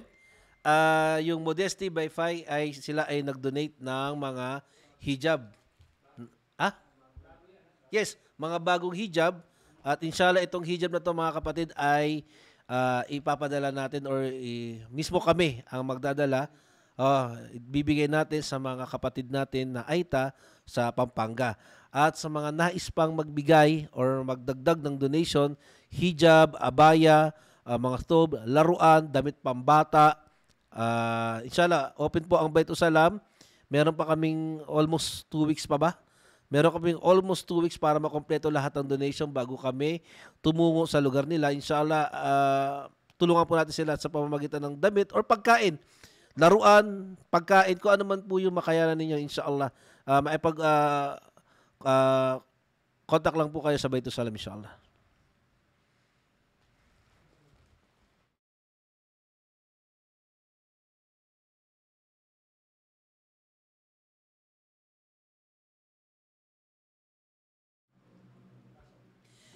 Yan, assalamualaikum warahmatullahi wabarakatuh. Muli, nagbabalik tayo, mashallah mga kapatid. Naputol tayo doon sa usaping akida, no? Kaisahan sa mga, yung pagkakaisa sa ibang pananampalataya. Si Ustad kanina parang may gustong idagdag. May gusto kang ihabol. Actually, yung mga sinabi ng mga butihing ustad natin na sapat na yun, alhamdulillah. Sapat na. So, ito na lang magiging tanong ko sa iyo, Ustad. Halimbawa lang, may tinuturo ba ang Islam kung paano natin pakikisamahan yung hindi natin kalahi? Halimbawa, siya si Saudi, siya si African. Iba ba ang pakikito? May naisong ba sa Quran or sa Sunnah na kapag ito ang kaharap nyo, iba ang ano nyo? Ganito, parang ganon. Pakikitungo. Diba, ang pakikitungo sa Muslim to ha? Muslim. Oo. Diba, ang pakikitungo sa pananampalatayang Islam, kumbaga, ginawa itong pantay ng Allah Subhanahu wa Ta'ala. Ginawa niya itong pantay sa lahat. Kumbaga, walang pinagkaibahan ang iba-ibang nasyon o iba-ibang tribo maliban na lang sa pagkatakot kay Allah Subhanahu wa Ta'ala. Bagkus nilikha ng Allah Subhanahu wa Ta'ala ang nasyon, mga bansa, at sa loob ng mga bansa ay may mga tinatawag na kabail. Ang mga kabail, ito yung mga tinatawag natin mga tribo. Halimbawa nito yung mga Maranao, Tausug, Maguindanao, Iyakan, Sinama, Bicolano, Bisaya. Walang ibang dahilan para magkakilanlan. At sa pinakahuli ng ayan ng Allah Subhanahu wa Ta'ala sa banal na Quran, in akramakum indallahi atqakum. Ang totoong, kumbaga, malapit kay Allah subhanahu wa ta'ala ay siyang nagtataglay ng totoong pagkatakot sa Kanya. Kumbaga, nilikha ito, yung mga bansa, at sa mga bansa may mga tribo, iba-ibang lahi, walang ibang dahilan. Bagkus, dagdagan pa natin, iba-ibang kulay. Walang ibang dahilan. Maliban na lang na tayo ay magkakilanlan. Hindi nararapat na porket yung ibang lahi ay, kumbaga, ibang salita o ibang kulay, iba na yung ating trato. Bagkus, ang guro ng pananampalatayang Islam ay, kumbaga, pantay-pantay. Walang pagkakaiba. Walang ano dito, hindi natin pinag-uusapan dito anong lahi mo, anong status mo sa buhay. So, kung ano ang tinuro ng Islam, kung paano kita pakikisamahan, kung anong karapatan mo sa akin, yun ang ibibigay ko. No? Doon tayo malinaw at nauunawaan ng mga ano natin yung mga kapatid natin sa pananampalataya. Ngayon, ang pinag-uusapan nga natin ay unity. Halimbawa, kung magkawatak-watak ang pamayanan, ano ang magiging epekto nito sa isang Muslim? Nasa isang lugar siya ng pamayanan na hindi sila nagkakaisa. Ano ang epekto nito sa isang Muslim, sa isang pamilyang Muslim? Katiyakan na hihina ang hanay natin. No? Kapag tayo ay hindi magmahalan, magkakasundo. No? Tulad na lamang ng nangyayari ngayon sa mga bansa. No? Limbawa na lamang yung mga kapatid natin sa Palestine, matagal na ng panahon na sumisigaw ng saklolo at tulong. Pero nasaan ng tulong, no? Nasaan ng kumbaga rescue ng mga kapatiran, mga bansang mga Muslim, no? So, malamang may mga paninindigan sila na politika, no? Dahil sa politika. Subalit dapat manaig pa rin doon yung kapatiran, yung iman o huwa imaniya. At dahil sa kawalan ng pagtutulungan, no? Nagkakawatak-watak, nagkakanya-kanya, nakikita natin ang epekto at dulot niya sa buhay ng isang kapatid natin mananampalataya. At sabi ng Allah sa banal na Quran, "Fala tanaza'u fatafshalu wa tadhhaba rihukum." Huwag kayong kumbaga magtatalo-talo sa isa't isa, no? Huwag kayong magtatalo-talo, huwag kayong magdidiba-dibate sa isa't isa. Fatafshalu, dahil magiging failure kayo. Ibig sabihin babagsak kayo, no? Wa tadhhaba rihukum, at ang inyong lakas, yung rihukum doon, yung lakas ninyo ay mawawala. Hihina kayo, sabi ng Allah, no? So ang Muslim ay nagkakatulungan yan. Hindi yan naghihiwa-hiwalay at kumbaga wala tafarraqu, sabi ng Allah. Sabi ni Propeta sallallahu alaihi wasallam, al-mu'minu lil-mu'min kalbunyan yashuddu ba'duhum ba'da. Ang mu'min sa isa pang mu'min ay parang mga gusali, mga bahay na ginanito niya yung mga kamay niya. Nagkakadikit, nagkakatulungan. Lumalakas sila sa kanilang pagkakaisa, pagmamahalan. Pag sila nagwawatak-watak, katiyakan na hihina, no? Kaya nga nila, parang walis lang yan, walis ting-ting. Kapag marami yan, malakas, no? Tsaka hindi mo basta-basta mababali. Pero kung mag-isa lang yan, walang makukuha na walang makukuha dumi. Kung mag-isa lang o dalawa lang, no? Mahina. Madali pang masira. Madaling baliin. So, ganun lang ang kumbaga lohika na halimbawa ng pagkakaisa at pagmamahalan, na kung saan tulad ng sabi ni Propeta sallallahu alaihi wasallam, matalul mu'minina fi tawaduhim wa tarahumihim kal jasadil wahid. Ang halimbawa ng mga mu'min sa kanilang pagmamahalan, sa kanilang pagdadamayan sa isa't isa, no? Yung bait nila sa kanilang kapwa, sa kanilang kapatid na Muslim, kal jasadil wahid, tulad ng isang katawan. Idha ishtaka minhu udun tada'a sa'iral jasadi bil humma bil sahari wal humma. Na kapag nagreklamo ng sakit, nakaramdam, dumaing ng sakit ang isa sa katawan na yan, ay nararamdaman ito ng lahat, no? Naiistorbo ang buong katawan ng tao sapagkat inaliin tulad tayo ni Propeta sallallahu alaihi wasallam sa isang katawan. Na kapag sa isang katawan na yan, sumakit lang yung ngipin halimbawa, baka hindi ka makatulog, magdamag, no? Masakit ang ulo mo, lalagnatin ka pa. Lalagnatin ka, hindi ka makatulog. Yun ay dahil naramdaman ng buong katawan yung sakit na nararamdaman ng ngipin lang halimbawa o yung mata mo lang ang may sakit. So buong katawan mo ay nakararamdam. Ganyan ang mga mananampalataya, mga mu'min sa kanilang pagkakaisa. So ito yung kumbaga kabaliktaran ng pagkakawatak-watak na tanong mo. Kaya mas mainam na palakasin natin ng kaisahan, pagkakaisa. No? Ngayon, sige, siguro bilang karagdagan sa sinabi ng ating buting ustad, ang banal na Quran o ang hadith ng Propeta Muhammad sallallahu alaihi wasallam maraming babala sa mga taong kumbaga nagiging dahilan na ang nasyong ito ay magkawatak-watak. Sinabi ng Allah subhanahu wa ta'ala sa banal na Quran, wala takunu kalladhina tafarraqu waqtalafu min ba'di ma ja'atuhumul bayinat wa ulaika lahum adhabun 'azim. Sinabi ng Allah subhanahu wa ta'ala, at huwag kayo kumbaga magkawatak-watak at hindi kumbaga magkauna-una, hindi kayo magkaintindihan tulad ng mga taong nauna sa inyo pagkatapos dumating sa inyo ang malinaw na batayan. Ito ang pananampalatayang Islam. Ito ang Quran, ito ang Sunnah. At silang mga nagkawatak-watak pagkatapos dumating ang malinaw na kumbaga patunay mula sa pananampalatayang Islam. Subhanallah. Sinabi ng Allah subhanahu wa ta'ala, ulaika lahum adhabun adhim. Tunay na sila ay paparusahan ng Allah subhanahu wa ta'ala ng matinding parusa. Malinaw ng pananampalatayang Islam.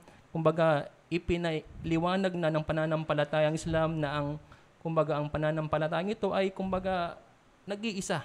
Nagkakaisa. Hindi na natin kailangan na magkawatak-watak. Sumunod tayo sa Sunnah at sa kumbaga pamaraan ng Quran. At sinabi ng Propeta Muhammad sallallahu alaihi wasallam, ito'y sinabi ng Propeta Muhammad sallallahu alaihi wasallam ng 3 beses. Ayyuhan nas, alaykum bil jamaah. O sangkatauhan, alaykum bil jamaah. Kumbaga kayo ay magkaisa. Wa iyyakum wal furqah. At layuan ninyo ang pagkawatak-watak. Ayyuhan nas, alaykum bil jamaah. Kayo ay kumbaga magsama-sama sa isang jamaa at iwasan ninyo ang magkawatak-watak. Ito ay inulit ng Propeta Muhammad sallallahu alaihi wasallam ng 3 beses. Kumbaga ito'y paalala sa atin ng ating mahal na Propeta Muhammad sallallahu alaihi wasallam na kumbaga maging matatag tayo, na tayo ay humawak ng mahigpit sa lubid ng Allah subhanahu wa ta'ala at maging isang jamaa, na isang grupo. Subhanallah. Ngayon, Ustad, usaping kaisahan, pagdating naman, halimbawa kagaya sa atin, tayo mga Pilipino na nakatira sa lugar kung saan ang bansa natin ay hindi lahat Muslim, ano yung bilang may mga kasamahan tayo o mga kakilala, kapitbahay, kaibigan na hindi Muslim, saan lang natin sila pwede maging kaisa? Para magkaroon tayo ng pagkakaisa sa pagitan nating mga Muslim at sa kanilang mga hindi Muslim, saan lang natin sila pwedeng magkaroon ng saan lang tayo pwedeng magkaroon ng pagkakaisa towards sa kanila? Ustad. David. Sa mga hindi natin, kaya nabanggit ni Ustad kanina, sa mga hindi Muslim, tayo ay hindi naman pinagbawalan ng ating din na makitungo sa kanila bilang mga tao, bilang kapwa-tao natin, no? So, sa atin sa Islam, may tinatawag tayong al-wala wal bara, na ito ay kabilang ito sa mga prinsipyo mula sa mga prinsipyo ng Islam, yung al-wala wal bara, na tayo magmamahal lamang para sa Allah at mamahalin natin yung mga minamahal ng Allah.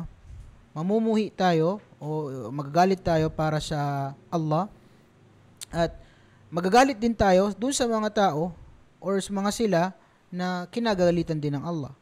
So dito, ang usapin na ito ay usaping pang-aqida, no? Pang-usaping i'tiqad, sa paniniwala. Pero kung may patungkol sa usapin ng dunyawi, wala namang problema na tayo ay makiisa sa kanila sa tinatawag na ikakaayos ng mundo natin. Halimbawa, sa negosyo, sa mga muamalat, mga transaksyon, katulad na banggit, hindi tayo pwedeng mandaya sa kanila, hindi tayo pwedeng manloko sa kanila. Kahit na iba pa ang kanilang reliyon, hindi tayo pwedeng manloko sa kanila. Dahil inutusan tayo na tayo ay maging mabuti. Tayo ay maging muksit sa kanila, maging makatarungan sa kanila sa lahat ng pagkakataon, no? At ang mabuting pakikitungo sa kanila, mabuting pakikisalamuha sa kanila ay nagiging da'wa pa actually. 'Di ba? Nagiging da'wa. Tayo ay nagdada'wa sa pamamagitan nating tinatawag na magandang pag-uugali. At ang Nabi sallallahu alaihi wasallam, kung titingnan natin, babalikan natin yung kanyang pamumuhay sa Makkah. Karamihan sa mga tao doon, karamihan sa mga nag-Muslim doon sa Makkah ay dahil yun sa magandang pakikitungo ng Nabi sallallahu alaihi wasallam. Tinawag siyang Sadiqul Amin. Siya yung makatotohanan na nagsasabi palagi ng katotohanan. Siya yung mapagkakatiwalaan. So lahat ng ito ay mga magagandang katangian, magandang pakikitungo sa kapwa-tao na naging sanhi o dahilan pa ng pagpasok nila sa Islam. Da'wa, 'di ba? Sa Madina, kung tatanungin mo ang mga kapitbahay ng Nabi, may mga Christians ang kapitbahay, may mga Hudyo ang kapitbahay. Pero binibigay ng Nabi sallallahu alaihi wasallam yung karapatan nila bilang kapitbahay, bilang kabarangay o kalugar, no? So sa usaping pangmakamundo, wala tayong problema sa kanila. Pero kung ang usapin na patungkol sa ating pananampalataya, hindi tayo pwede panghimasukan nila. Hindi tayo pwedeng hindi tayo pwedeng mag-adjust para sa kanila. Or hindi natin pwedeng isaalang-alang yung ating mga prinsipyo para sa kaluguran nila. No? So ibang usapin 'to. Usaping pangreliyon, usaping pangmakamundo. So sa usaping pangmakamundo, tayo ay malayang makisalamuha sa kanila. Okay? At pwedeng sabihin na mahalin sila pero hindi pagmamahal na kumbaga kung ano yung pagmamahal nating pangrelihiyon. Okay? As a human, kumbaga yung para sa tinatawag na pangmakatao, no? Pangmakataong pagmamahal. Okay? So, ala kulli hal, ito ay mga usapin na may kinalaman sa al-wala wal bara. At inshallah mapag-usapan din natin 'to sa mga susunod na mga podcast kasi malapit na rin yung yung mga celebration ng mga pasok nun din sa tinatawag na al-wala wal bara. No. Diyan natin pag-uusapan yan. Diyan natin pag-uusapan yan. Siguro ito na yung pinaka-huli bago tayo tumungo sa ating question and answer, no? Practical na hakbang, no? Hihingiin lang natin yung pinaka-practical na hakbang para sa pagpapanatili ng pagkakaisa bilang isang Muslim, isang individual. Ano yung pinaka-practical na mula sa Quran at Sunnah upang manatili ang pagkakaisa sa pagitan ng mga kapatiran at sa pagitan ng mga hindi Muslim. Susad mo na siguro. So, kailangan natin alamin yung karapatan, no? Karapatan ng kapwa natin. Hindi man yan Muslim o Muslim, lalo na kung Muslim, no? Yung karapatan niya, kailangan natin alamin upang hindi natin masagasaan.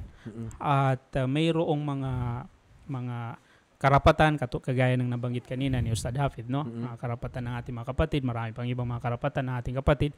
At mayroon ding mga dapat iwasan upang sa gayon ay kumbaga hindi mawasak, no? Yung pagkakapatid at yung ibig sabihin pakikitungo sa isa't isa bilang mananampalataya sa Allah subhanahu wa ta'ala. Tulad na lamang ng sa hadith ni Abi Hurairah radhiyallahu ta'ala anhu na inulat ni Muslim sa kanyang sahih, si Propeta sallallahu alaihi wasallam ay nagsabi, la tahasadu, huwag kayong mag-inggitan sa isa't isa, no? Yan, mga practical na hakbang yan para hindi mawasak yung pagkakaisa, yung kapatiran, no? La tahasadu, wala tanajasu, huwag kayong magdayahan sa pagbibenta, no? Wala tabagadu, huwag kayong magkaroon ng alitan sa isa't isa sa pagitan ninyo. Wala tadabaru, huwag kayong magtalikdan sa isa't isa. Lahat ng ito ay binawal ng Rasul sallallahu alaihi wasallam. Huwag kayong magtalikdan sa isa't isa, ibig sabihin mag-iwasan sa isa't isa, no? Wa kunu ibadallahi ikhwana, at gawin ninyo na kayo ay mga lingkod ng Allah na magkakapatid, ikhwana. At kadugtong ng hadith al-muslimu akhul muslim, ang muslim ay kapatid niyang isa pang muslim, la yadlimuhu, hindi niya ito dadayahin, wala yahqiruhu, hindi niya ito mamaliitin, no? Ibig sabihin yung pagmamalaki sa kapwa ay isang dahilan yan ng paglayo ng mga puso, no, sa isa't isa. So wag mong maliitin, sabi ni Propeta sallallahu alaihi wasallam, yung kapatid mo, la yakhdhuluhu, hindi niya hahayaan, hindi niya pababayaan, nakita niyang naghihirap yung kapatid niya, hindi niya hahayaan. Yung iba, aapakan pa para lalong maghirap, no? So hindi ganoon ang isang mananampalataya. Pagkatapos kanyang sinabi, at taqwa hahuna, ang takot sabi niya nandito sa puso. Wa asyara ila sadrihi talata marat. 3 beses niya sinabi, ang takot ay nandito. At kanyang sinabi, bihasbi mri'in minasyari an yakira akahul muslim. Sapat ng kasalanan ng isang tao ang maliitin niya ang kapatid niyang Muslim. Sapat na daw yun, no? Alisin mo na ang lahat ng uri ng kasalanan. Itong kasalanan lang na ito na isa ay sapat ng pagiging masama ng isang tao. Ano yun? Yung mamaliitin niya ang kanyang kapatid na Muslim. At kanyang sinabi, al-Muslim, akul Muslim, haramun, al-Muslimu ala al-Muslim, ang Muslim sa kanyang kapatid na Muslim, haramun damuhu. Haram sa kanya ang dugo nito. Wag na wag mong tangkahin, patuluhin ang dugo ng iyong kapatid na Muslim. Haramun damuhu, wa irduhu, wa maluhu. Ang kanyang dangal, no? Wag mo siyang libakin, wag mo siyang siraan ng puri, wag mo siyang hamakin sa kanyang pagkatao. Ang kanyang dangal ay haram ito, sabi ni Propeta sallallahu alaihi wasallam. Wa maluhu, ang kanyang kayamanan. Wag na wag mong agawin o panghimasukan o dayahin, lamangan sa kanyang kayamanan at ari-arian. So ito ay hadithun sahih na kung saan ay mga practical na hakbang upang lalo natin mapagtibay ang pagiging pagkakaisa at kapatiran sa isa't isa, no? At sa suratu Al-Hujurat, no, hapyawan natin ito, yung mga binawal ng Allah Subhanahu wa Ta'ala, sabi niya, ya ayyuhalladhina amanu la yaskhar qaumun min qaumin asa ay yakunu khairan minhum. O kayong mga mananampalataya, huwag maliitin ng mamamayan, ang isa pang mamamayan, no?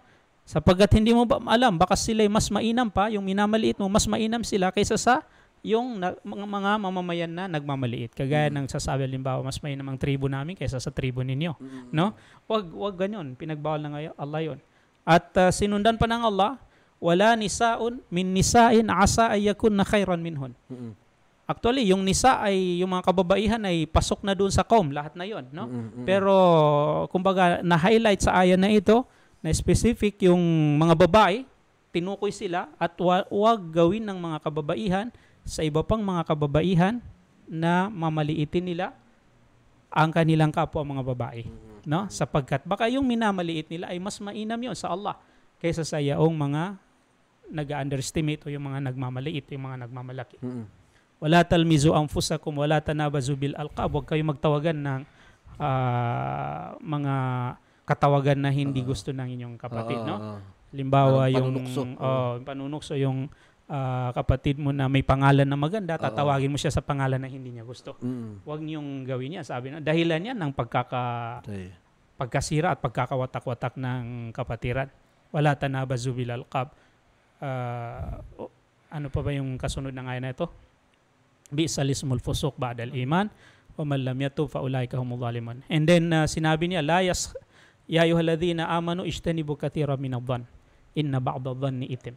O kayong mga naniniwala, sabi ng Allah, iwasan ninyo ang karamihan sa pag-aakala, paghihinala. Yung paghihinalaan mo yung may pera siya ngayon, nakabili siya ng bagong motor, saan kaya galing yan, no? So yung paghihinala mo sa kapatid mo, iwasan niyo ito, sabi ng Allah. Wala yaghtab ba'dukum, sapagkat karamihan sa paghihinala ay kasinungalingan. Wala yaghtab ba'dukum ala ba'd. At huwag kumbaga siraan ng puri ang isa't isa sa inyo, no? Ayuhibbu ahadukum may ya'kula lahma akhihi maytan. Naisin ba ng isa sa inyo na habang sinisiraan niya ng puri yung kapatid niya ay parang kinakain niya yung bangkay niya na patay, yung kapatid niyang bangkay. So pwede mo bang gawin yun? Hindi mo magagawa yun, no? Kaya sa araw ng pag-uukom, yung siniraan mo ng puri, ilalagay yung bangkay niya sa harapan mo, sabihin sa kanya, kainin mo yung bangkay ng kapatid mo. Hindi niya ito pagkarihto mo, katiyakan, hindi ninyo, aayawan ninyo ito, sabi ng Allah. No? At panghuli rito, no? Yung sinabi ni Ustad kanina na aya, ya Yuhannas, inna khalaqnakum min dhakari wa untha, wa ja'alnakum syu'uban wa qabaila lita'arafu. O kayo mga tao, sabi ng Allah, nilikha namin kayo na mula sa isang lalaki at babae, si Adam at si Hawa, at lumabas dito ang maraming tao. وَجَعَلْنَاكُمْ شُعُوبًا وَقَبَائِلْ, ginawa namin kayo ng mga nasyon at mga tribo-tribo. No? lita'arafu, para sa isang layunin, upang magkakilanlan. Siya ay Arabo, siya ay Malaysian, siya ay Indonesian, siya ay Singaporean, European, no? Para magkakilanlan lang sa isa't isa. Ngunit inna akramakum indallahi atqakum. Ang pinakamataas sa inyo sa Allah ay yaong pinaka may takot sa inyo. At sabi ni Propeta sallallahu alaihi wasallam, la fadla baina Arabin wala ajamin illa bittaqwa. Walang kaibahan ang Arabo at hindi Arabo maliban sa takot sa Allah. Yun lang ang pagkakaiba nila. So ito yung mga practical na mga hakbang para sa pagkakaisa, pagmamahalan sa pagitan ng mga mananampalataya. Yan, mashallah. May mga karagdagan ba tayo, Ustad, bago tayo mag-break? Tayo, bilang karagdagan na sinabi ng ating buting Ustad, na sinabi ng ating mahal na Propeta Muhammad sallallahu alaihi wasallam, Inna Allah yarda lakum talatan wa yaskatu lakum talatan. Tunay ng Allah subhanahu wa ta'ala ay kinakahabagan niya ang tatlong katangian sa inyo at kinamumuhian naman niya ang tatlong katangian mula sa inyo. Sinabi ng Propeta Muhammad sallallahu alaihi wasallam, yarda lakum, at kinakahabagan niya mula sa inyo an ta'buduhu wa la tusyriku bihi syai'an. Na sambahin niyo ang Allah subhanahu wa ta'ala na nag-iisa at huwag kayong magtatambal ng anumang pagsamba maliban sa Kanya.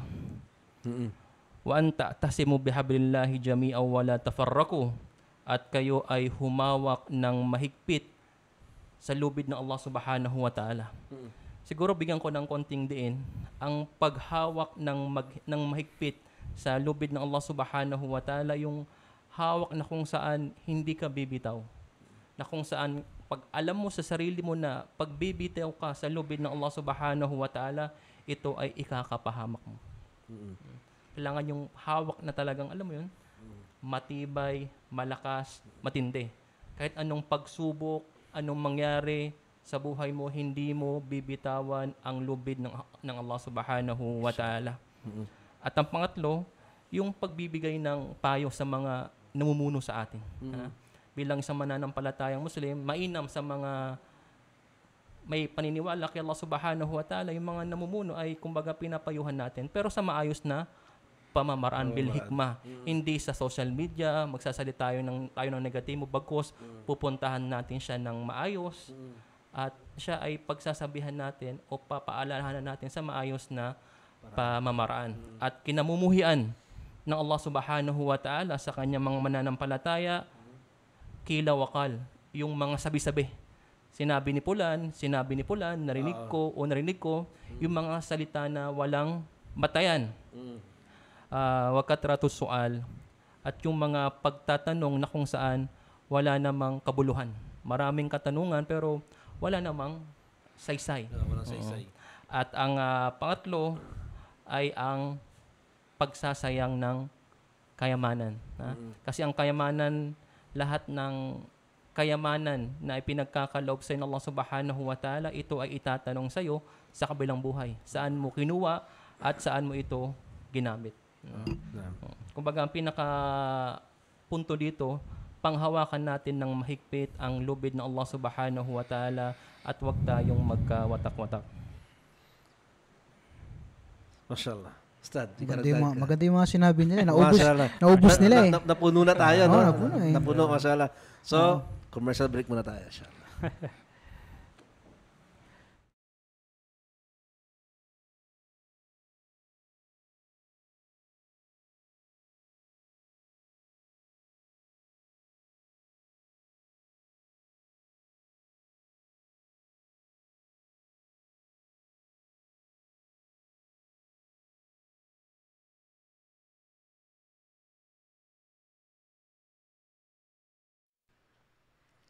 Yan, muli, assalamualaikum warahmatullahi wabarakatuh.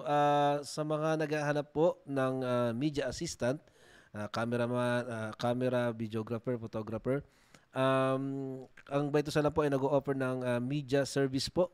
Inshallah, bisitahin lang ang aming page at ay pag-ugnayan, mag-PM lamang po sa ating page. Inshallah. At meron po tayong donation drive na gaganapin, inshallah. Anong date yun, Direct? Outreach pala, donation drive tuloy. 26 and 20. Yes, iko-confirm pa it's either 26 or 27. Pupunta po kami sa community ng mga Muslim Aita, ang mga kapatid nating Aita sa Pampanga. At pwede po kayo mag-donate ng mga thobe, ng mga abaya, mga hijab, mga kupya, damit pambata, laruan, pagkain, inshallah. At pakipag-ugnayan lang po kayo sa aming mga staff para ma-locate po ang inyong donation or ma-collect po ang inyong donation, inshallah. At syempre, pag tayo ay magpapasalamat bago tayo mag-closing, inshallah, dahil mawalan tayo ng oras mamaya. Shout out sa lahat ng ating manonood, no? Meron tayong views tayo ngayon, mashallah. Ayan, inshallah. So may mga manonood pa yan mamaya dahil mostly tayo ay maraming manonood sa atin from Middle East. No, so sa lahat ng mga nasa Middle East, shout out sa inyo, sa lahat na nanonood sa buong Pilipinas. Shout out, maraming salamat sa pag-support sa Baitus Salam. At inshallah, pagpatuloy nyo ang pag-support sa aming mga programa, ang aming podcast at halaka. At inshallah, marami kaming ma-share at marami tayong matututunan sa ito't isa. Inshallah, yun lamang po. Breakout.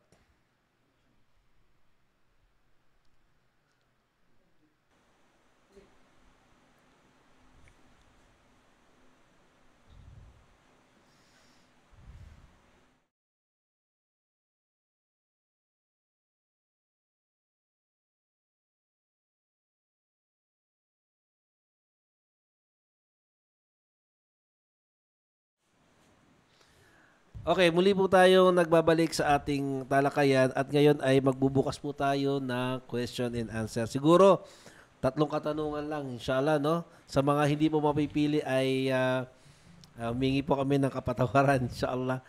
So, ito, number 1 katanungan natin. Okay. Mula kay Abdurrahim Muhammad.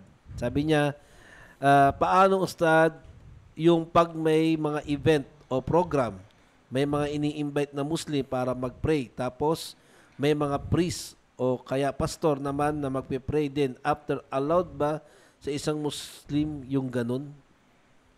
Paano yun? Parang makikipray din yung Muslim. Halimbawa, parang siguro, sinasabi niya dito sa pagkaintindi ko, nagsala yung mga Muslim, magjo-join yung mga... Parang nangyari sa ibang bansa. May nakikipray na mga... Sa mga event yan, sa mga parang program. siya, yung baccalaureate mass. Parang gano'n. Naimbitahan ako sa ganyan, pero hindi ko pinuntahan. Kasi yan.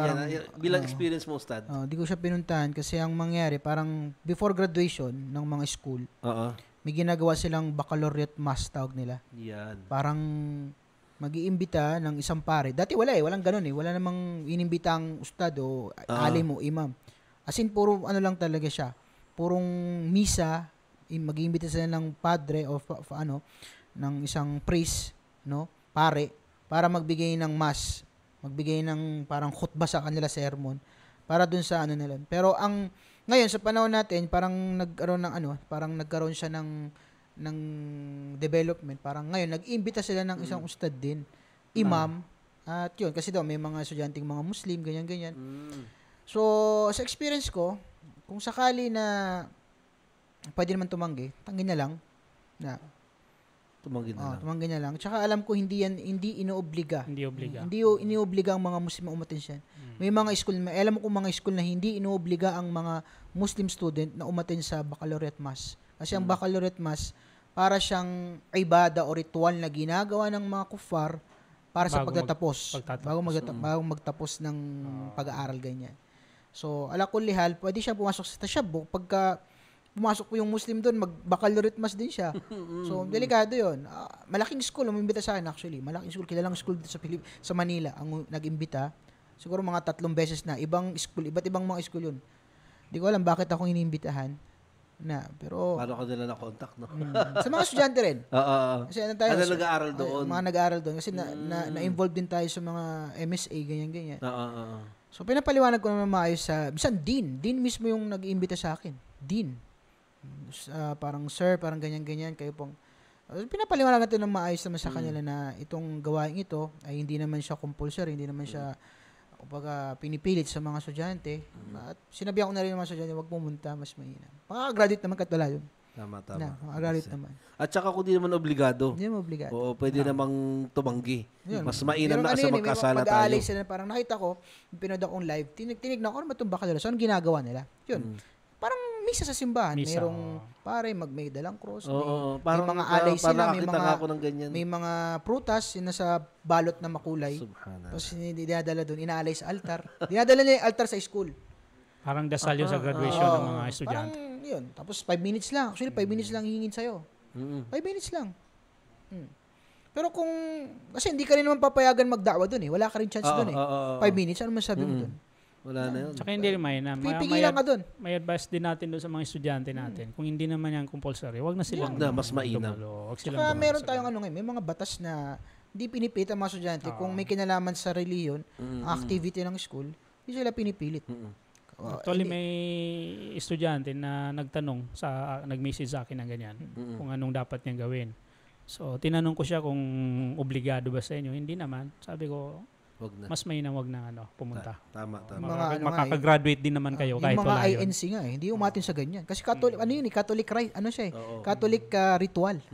Catholic. Yung INC, hindi sasama dyan. What more pa tayo, no? Pa tayo? Tayo naman masyado, kung pahigpitan, mas mahigpit tayo kasi sa kanila. Oo. Tapos tayo, dalawang isip ka. Hindi pagdadalawang isipan yan. Pag sinabi, matik na yun. Oo. Okay, tutuko tayo sa pangalawang katanungan mula kay Brother Omar Salam. Sabi niya, Assalamualaikum po, Ustad. Ask ko lang po, paano po yung ibang mga nakikita namin na Ustad sumasali sa ibang grupo tulad po ng mga nabanggit po like fraternity? Yung mga fraternity, di na natin mabanggitin yung pangalan, no? Ng fraternity, inshallah. Di po ako magkakamali. Ano po yung pananaw niyo po doon sa pagsali nila? So ito, usapin ano na to, pagsali sa grupo, no? At to ay walang kinalaman sa pananampalataya kasi hindi naman yung religion eh. Ano yung masasabi natin sa mga kapatid nating Muslim na sumasali sa kanila? Subhanallah. Ito yung parang virus na hindi ko alam eh, na lumalaganap sa kamusliman. Actually, merong hindi ko alam eh. Sabi niya, ustad daw siya. Pero hindi ko alam eh, kasi Hindi ustad yun. Kilala ko yung sasabi mo. na ano ba siya? Parang nakuha siya maging grand imam ng isang masjid. Pero hindi ko alam kung paano nangyari yun. Tsaka hindi batayan. Mm. Yung ustad dyan na gagawa ng haram, hindi batayan yung marunong siya magbasa ng Arabic, magsulat ng Arabic. Hindi yung batayan.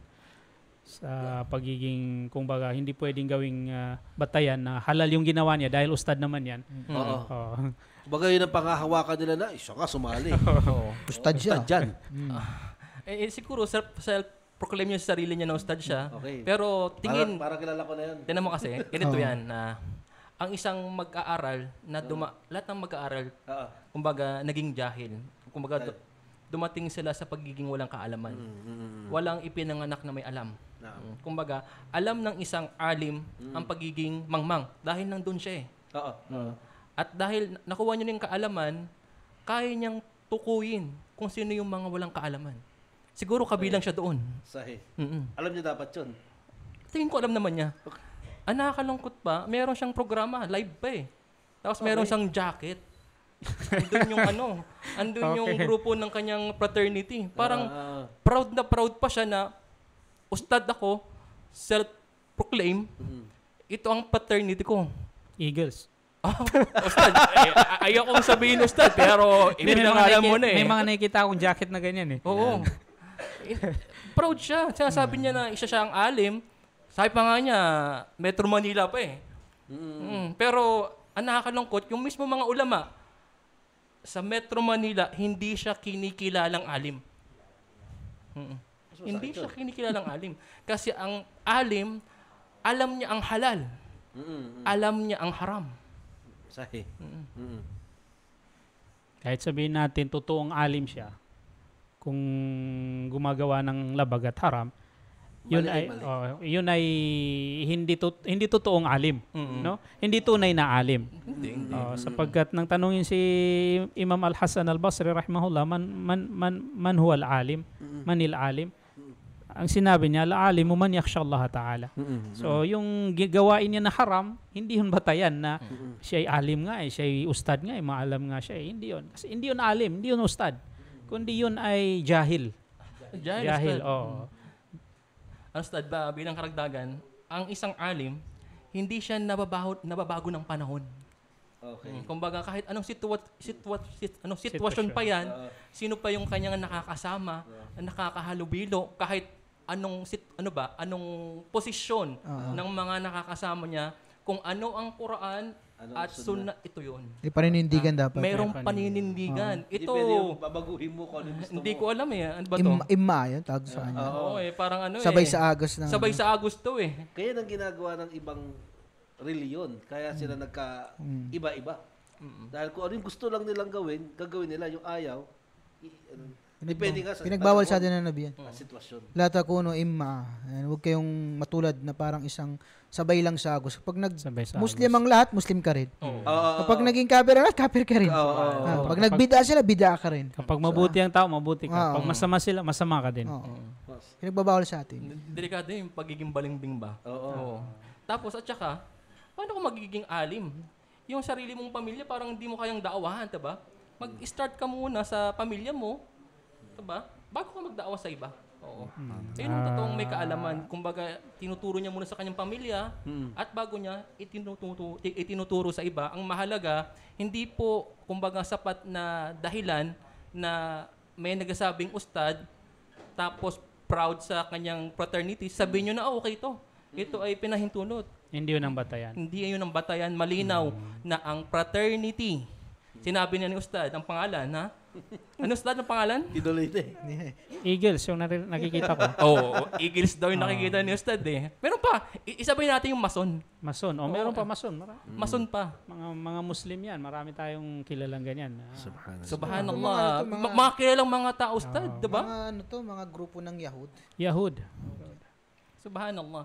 Pinagpapalit nilang kanilang pananampalataya. Maraming nagfatwa ng mga ulama na kapag ginawa mong kapatid yung mga Yahud, pumasok ka sa fraternity, alam mo yan ay kapatiran ng mga hindi Muslim at hindi Muslim. Pag pumasok ka dyan, may mga nagfatwa, marami na nagiging kafir ka. Fatwa galing sa labas ng bansa, pati yung mga malaking ulama sa Pilipinas mismo. Lumabas ka sa Islam dahil walang kapatiran sa Islam lang. Tapos ngayon gagawin mong kapatid yung hindi Muslim na... Tama. Iyon ang kinagandahan ng pagiging Muslim. Hindi tayo balingbing. Kung tama. Kung haram. Wala kaming pinapanigan at wala kaming pakialam. Kung ito ang pananampalatayang Islam, itong susundin namin. Alhamdulillah. Subhanallah. Dahil napag-usapan natin ng fraternity, last question. Ito batid dito. At marami gumagawa nito during Ramadan. No? Ustad, ano pong mapapayo nyo sa mga taong ginagamit ang gawaing ibadah katulad ng pagpapa-iftar sa mga masjid at sinasabi nilang galing ito sa isang grupo? Marami yan, nangyayari yan. Siguro, ano ba tawag dito? Tatanggapin ba natin yung pa-iftar nila? Paano natin yun? Paano natin yun hawakan? So pagdating sa sa mga gawain nilang mga mabubuti, no? Yun ay dito lang sa mundo. Kumbaga yung mga kabutihan nila ay tulad ng sabi ng Allah sa Quran na nakalimutan ko yung aya na ito. Dito lang sa mundo, no? Pagdating sa kabilang buhay, habaan manthura, ito ay walang saysay. Ngayon, yung mga pasabihin natin hindi Muslim, no? Muslim na ligaw ang sekta o Muslim na mga makasalanan at nagkawang gawa sila. Gumawa sila ng mabuting gawain, no? So para sa atin ng mga Muslim, walang masama doon. Tatanggapin natin as long as na ito ay walang kapalit. Huwag lang nilang sabihin na may kapalit ito. Maglagay kami ng tarpaulin dito para makilala yung samahan namin, no? At o di kaya magsalita kami dito patungkol sa aming grupo. Hindi pwede yung ganun. Pero kung nagbigay lang sila ng mga lunch pack, halimbawa pagkain, no, pang-iftar sa Ramadan, wala silang pinopromote na samahan, walang masama doon. Walang masama, kunin natin 'yun at kainin natin 'yun. Maging sa kafir man yan, sa Yahud man yan, sa kahit na kanino, no? Nanggagaling yan tulad ng Rasul sallallahu alaihi wasallam, tinatanggap niya yung pagkain na galing sa hindi Muslim, binibigay sa kanya. Kung walang kondisyon. Kapag may kondisyon na yan, kagaya ng mga nabanggit natin, ay huwag nating tanggapin. No? Kahit na yung mga pahapyaw lang na kondisyon, no? Yung mga para lang makilala yung grupo nila. No, wag na nating tanggapin. Mas mainam na wag mabahira, lalo na kung ibada ang iftar natin, no? At hindi natin may kakailan na yung mga grupo, yung mga fraternity halimbawa na nagpapa-iftar sa Ramadan ay meron silang layunin para makilala kahit papaano yung kanilang samahan, no? So outreach community service. So kung merong kahit konti, mabahira ng kahit konting alinlangan doon sa ating pag-iibada, ay mas mainam na wag nating tanggapin. Pero kung walang kapalit, no? Hindi mo kilala kung sino nagbigay o walang iniisip na kapalit para sa kanilang samahan, walang masama kung kainin natin. Ipang-iftar natin yung pagkain. Wallahu ta'ala a'la wa a'lam. Wala na, Ustad. Inshallah. So yun, inshallah, dumako tayo sa pinakalas sa tanong natin. Alhamdulillah. At nakakalungkot man pero dumating na tayo sa ating katapusan ng ating programa. At tingin ko mas uminit pa yung usapan sa bandang huli. Pero para sa information ng ating mga manonood ay magkakaroon tayo uli ng panibagong topic at pag-uusapan nga natin ito tungkol sa pagkapatiran. No? Inshallah mapag-uusapan natin uli ito, bigyan natin ng pagkakataon ng ating mga kababayan na maunawaan nila na mas malalim ang kapatiran sa Islam, inshallah. So, inshallah magbigay tayo ng mga panghuling paalala natin para sa ating mga kapatid at sa ating mga hindi pa Muslim na mga kababayan. Unahin ko na siya sa Darkatin. So, alhamdulillah. Ako'y lubos ng papasalamat sa Allah na tayo ay nagtipon-tipon dito at nagsama-sama para sa pagpapaliwanag ng paksa na ito. At ganito kaganda ang Islam, no? Ganito kaganda ang Islam na palaging nag-encourage sa atin na magbuklod-buklod at magsama-sama. Kaya nga sa kabilang sa mga palatandaan ng encouragement o pag-i-encourage ng Islam sa pagbubukod-buklod, pansinin ninyo, ang sinasamba iisa lang, ang paniniwala iisa lang, ang hinaharapan kapag tayo magdadasal iisa lang, kibla. No. Nag-iisa ang propeta. Diba? Ang Nabi sallallahu alaihi wasallam. Nag-iisa ang kasulatan, Quran. Diba? So, sa lahat ng ito, kung titingnan natin, tanda at patunay na lamang na ang Islam ay palaging nananawagan sa mga tao na tayo ay iisa lamang. Tayo ay dapat ay magkapik-bisig, magbuklod-buklod sa ngalan ng paniniwala sa Allah at pagsunod sa sunna ng propeta sallallahu alaihi wasallam. So ito dapat yung ating pinaka magiging ugat ng pagbuklod-buklod, pagkakapatiran ay ang paniniwala sa Allah at pagsunod sa sunna ng propeta sallallahu alaihi wasallam. So yun lamang, iiwanan ko sa inyo itong dalawang bagay na ito. Ito nang iniwan din ng propeta sallallahu alaihi wasallam. Panghawakan niyo ang sunna. Panghawakan niyo ang aklat ng Allah at panghawakan niyo ang sunna ng propeta sallallahu alaihi wasallam. Kailanman hindi kayo maliligaw. Allahu ta'ala a'lam. Taib, sa lahat ng mga kapatiran natin na nagsalam sa ating page habang nakalive tayo, wa alaikumussalam wa rahmatullahi wa barakatuh. Naway ang kapayapaan at habag at pagkapala ng Allah subhanahu wa ta'ala ay suminyong lahat.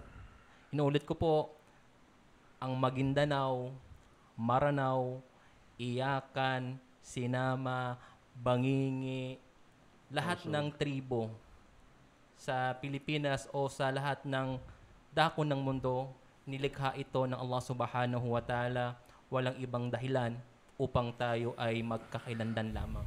At ang pinakamalapit kay Allah subhanahu wa ta'ala, ang siyang totoong may takot kay Allah subhanahu wa ta'ala. Marahil may mga kapatid tayo sa pananampalatayang Islam na baka nasaktan sa mga nasabi sa atin. Mga kapatid sa pananampalataya, kung walang magsasabi ng katotohanan, sino ang magsasalita? Diba? Kung walang magsasabi ng katotohanan, sino ang gagawa? Kumbaga, wag niyo pong masamain kung may sinasabi kami na parang ikinakasama ng kalooban niyo, ang sa amin lang po ay paalala. Ang ganda ng ating pananampalataya, panghawakan natin ito ng mahigpit. Panghawakan natin ito ng mahigpit hanggang bawian tayo ng buhay. Siguro, ang huling masasabi ko na lang, pinapayuhan ko po kayo na panghawakan natin ang tatlong bagay. Unang-una, ang pagiging ikhlas sa lahat ng kanyang gawain para kay Allah subhanahu wa ta'ala.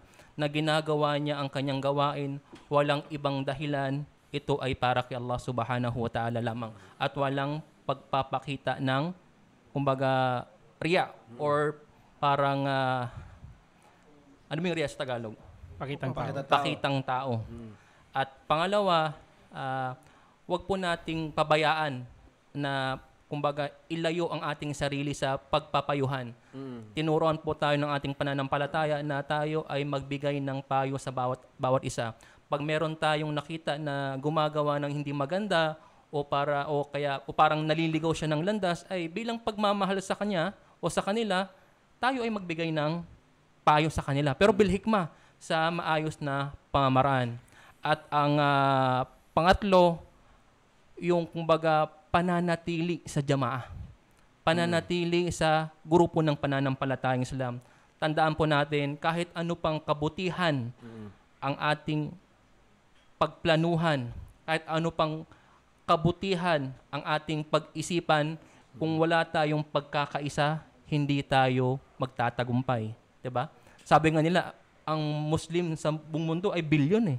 Tignan mo, sa Gaza. Diba? Hindi natin matulungan. Bakit? Anong malaking rason? Wala tayong pagkakaisa. Kaya pinapayuhan ko po, unang-unang aking sarili ay magkaisa po tayo sa lahat ng gawain sa ating pananampalataya. Jazakumullahu khairan. Sheikh?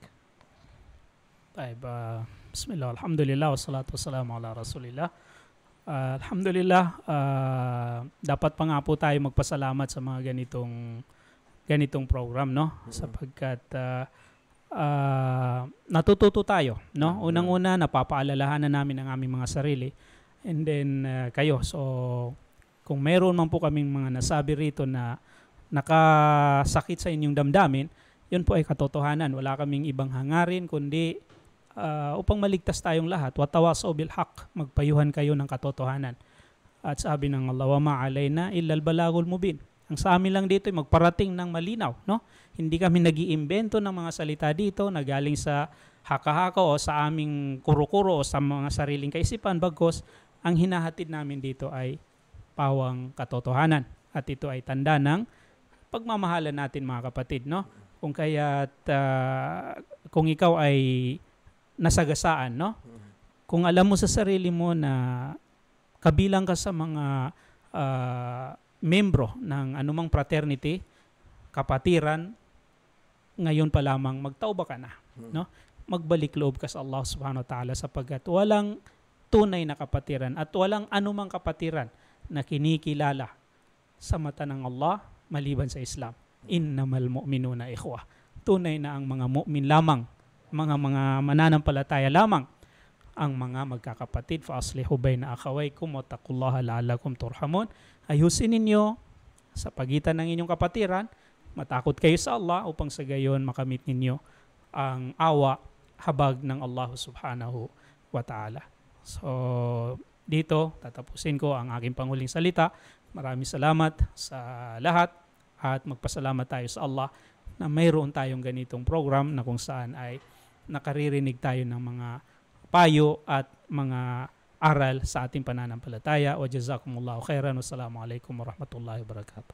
Mashallah, tabarakallah. Jazakumullahu khairan sa ating mga masyayikh ngayong gabi. Alhamdulillah, sa pagbibigay ninyo ng linaw, pagbibigay ninyo ng paalala, payo, no? Unang-una siyempre sa ating sarili, pagkatapos sa kanila. Alhamdulillah. At pinapasalamat ko rin lahat ng mga nanood ngayong gabi, nag-stay sa ating live ngayong gabi. Jazakumullahu khairan sa inyong lahat. Huwag po kayo magsasawang manood. At kung kayo ay may napulot na aral at kayo ay kumirot ang inyong puso at nagkaroon kayo ng kaisipan na ito ay tama, nawa isama nyo kami sa inyong mga dua. At magkaroon pa tayo, magpagpatuloy pa ang ganitong klaseng programa, inshallah. At sa mga nasaktan namin, unang-una humingi kami ng kapatawaran sa Allah subhanahu wa ta'ala at humingi kami ng kapatawaran sa inyo kung kami ay nakasakit ng inyong damdamin.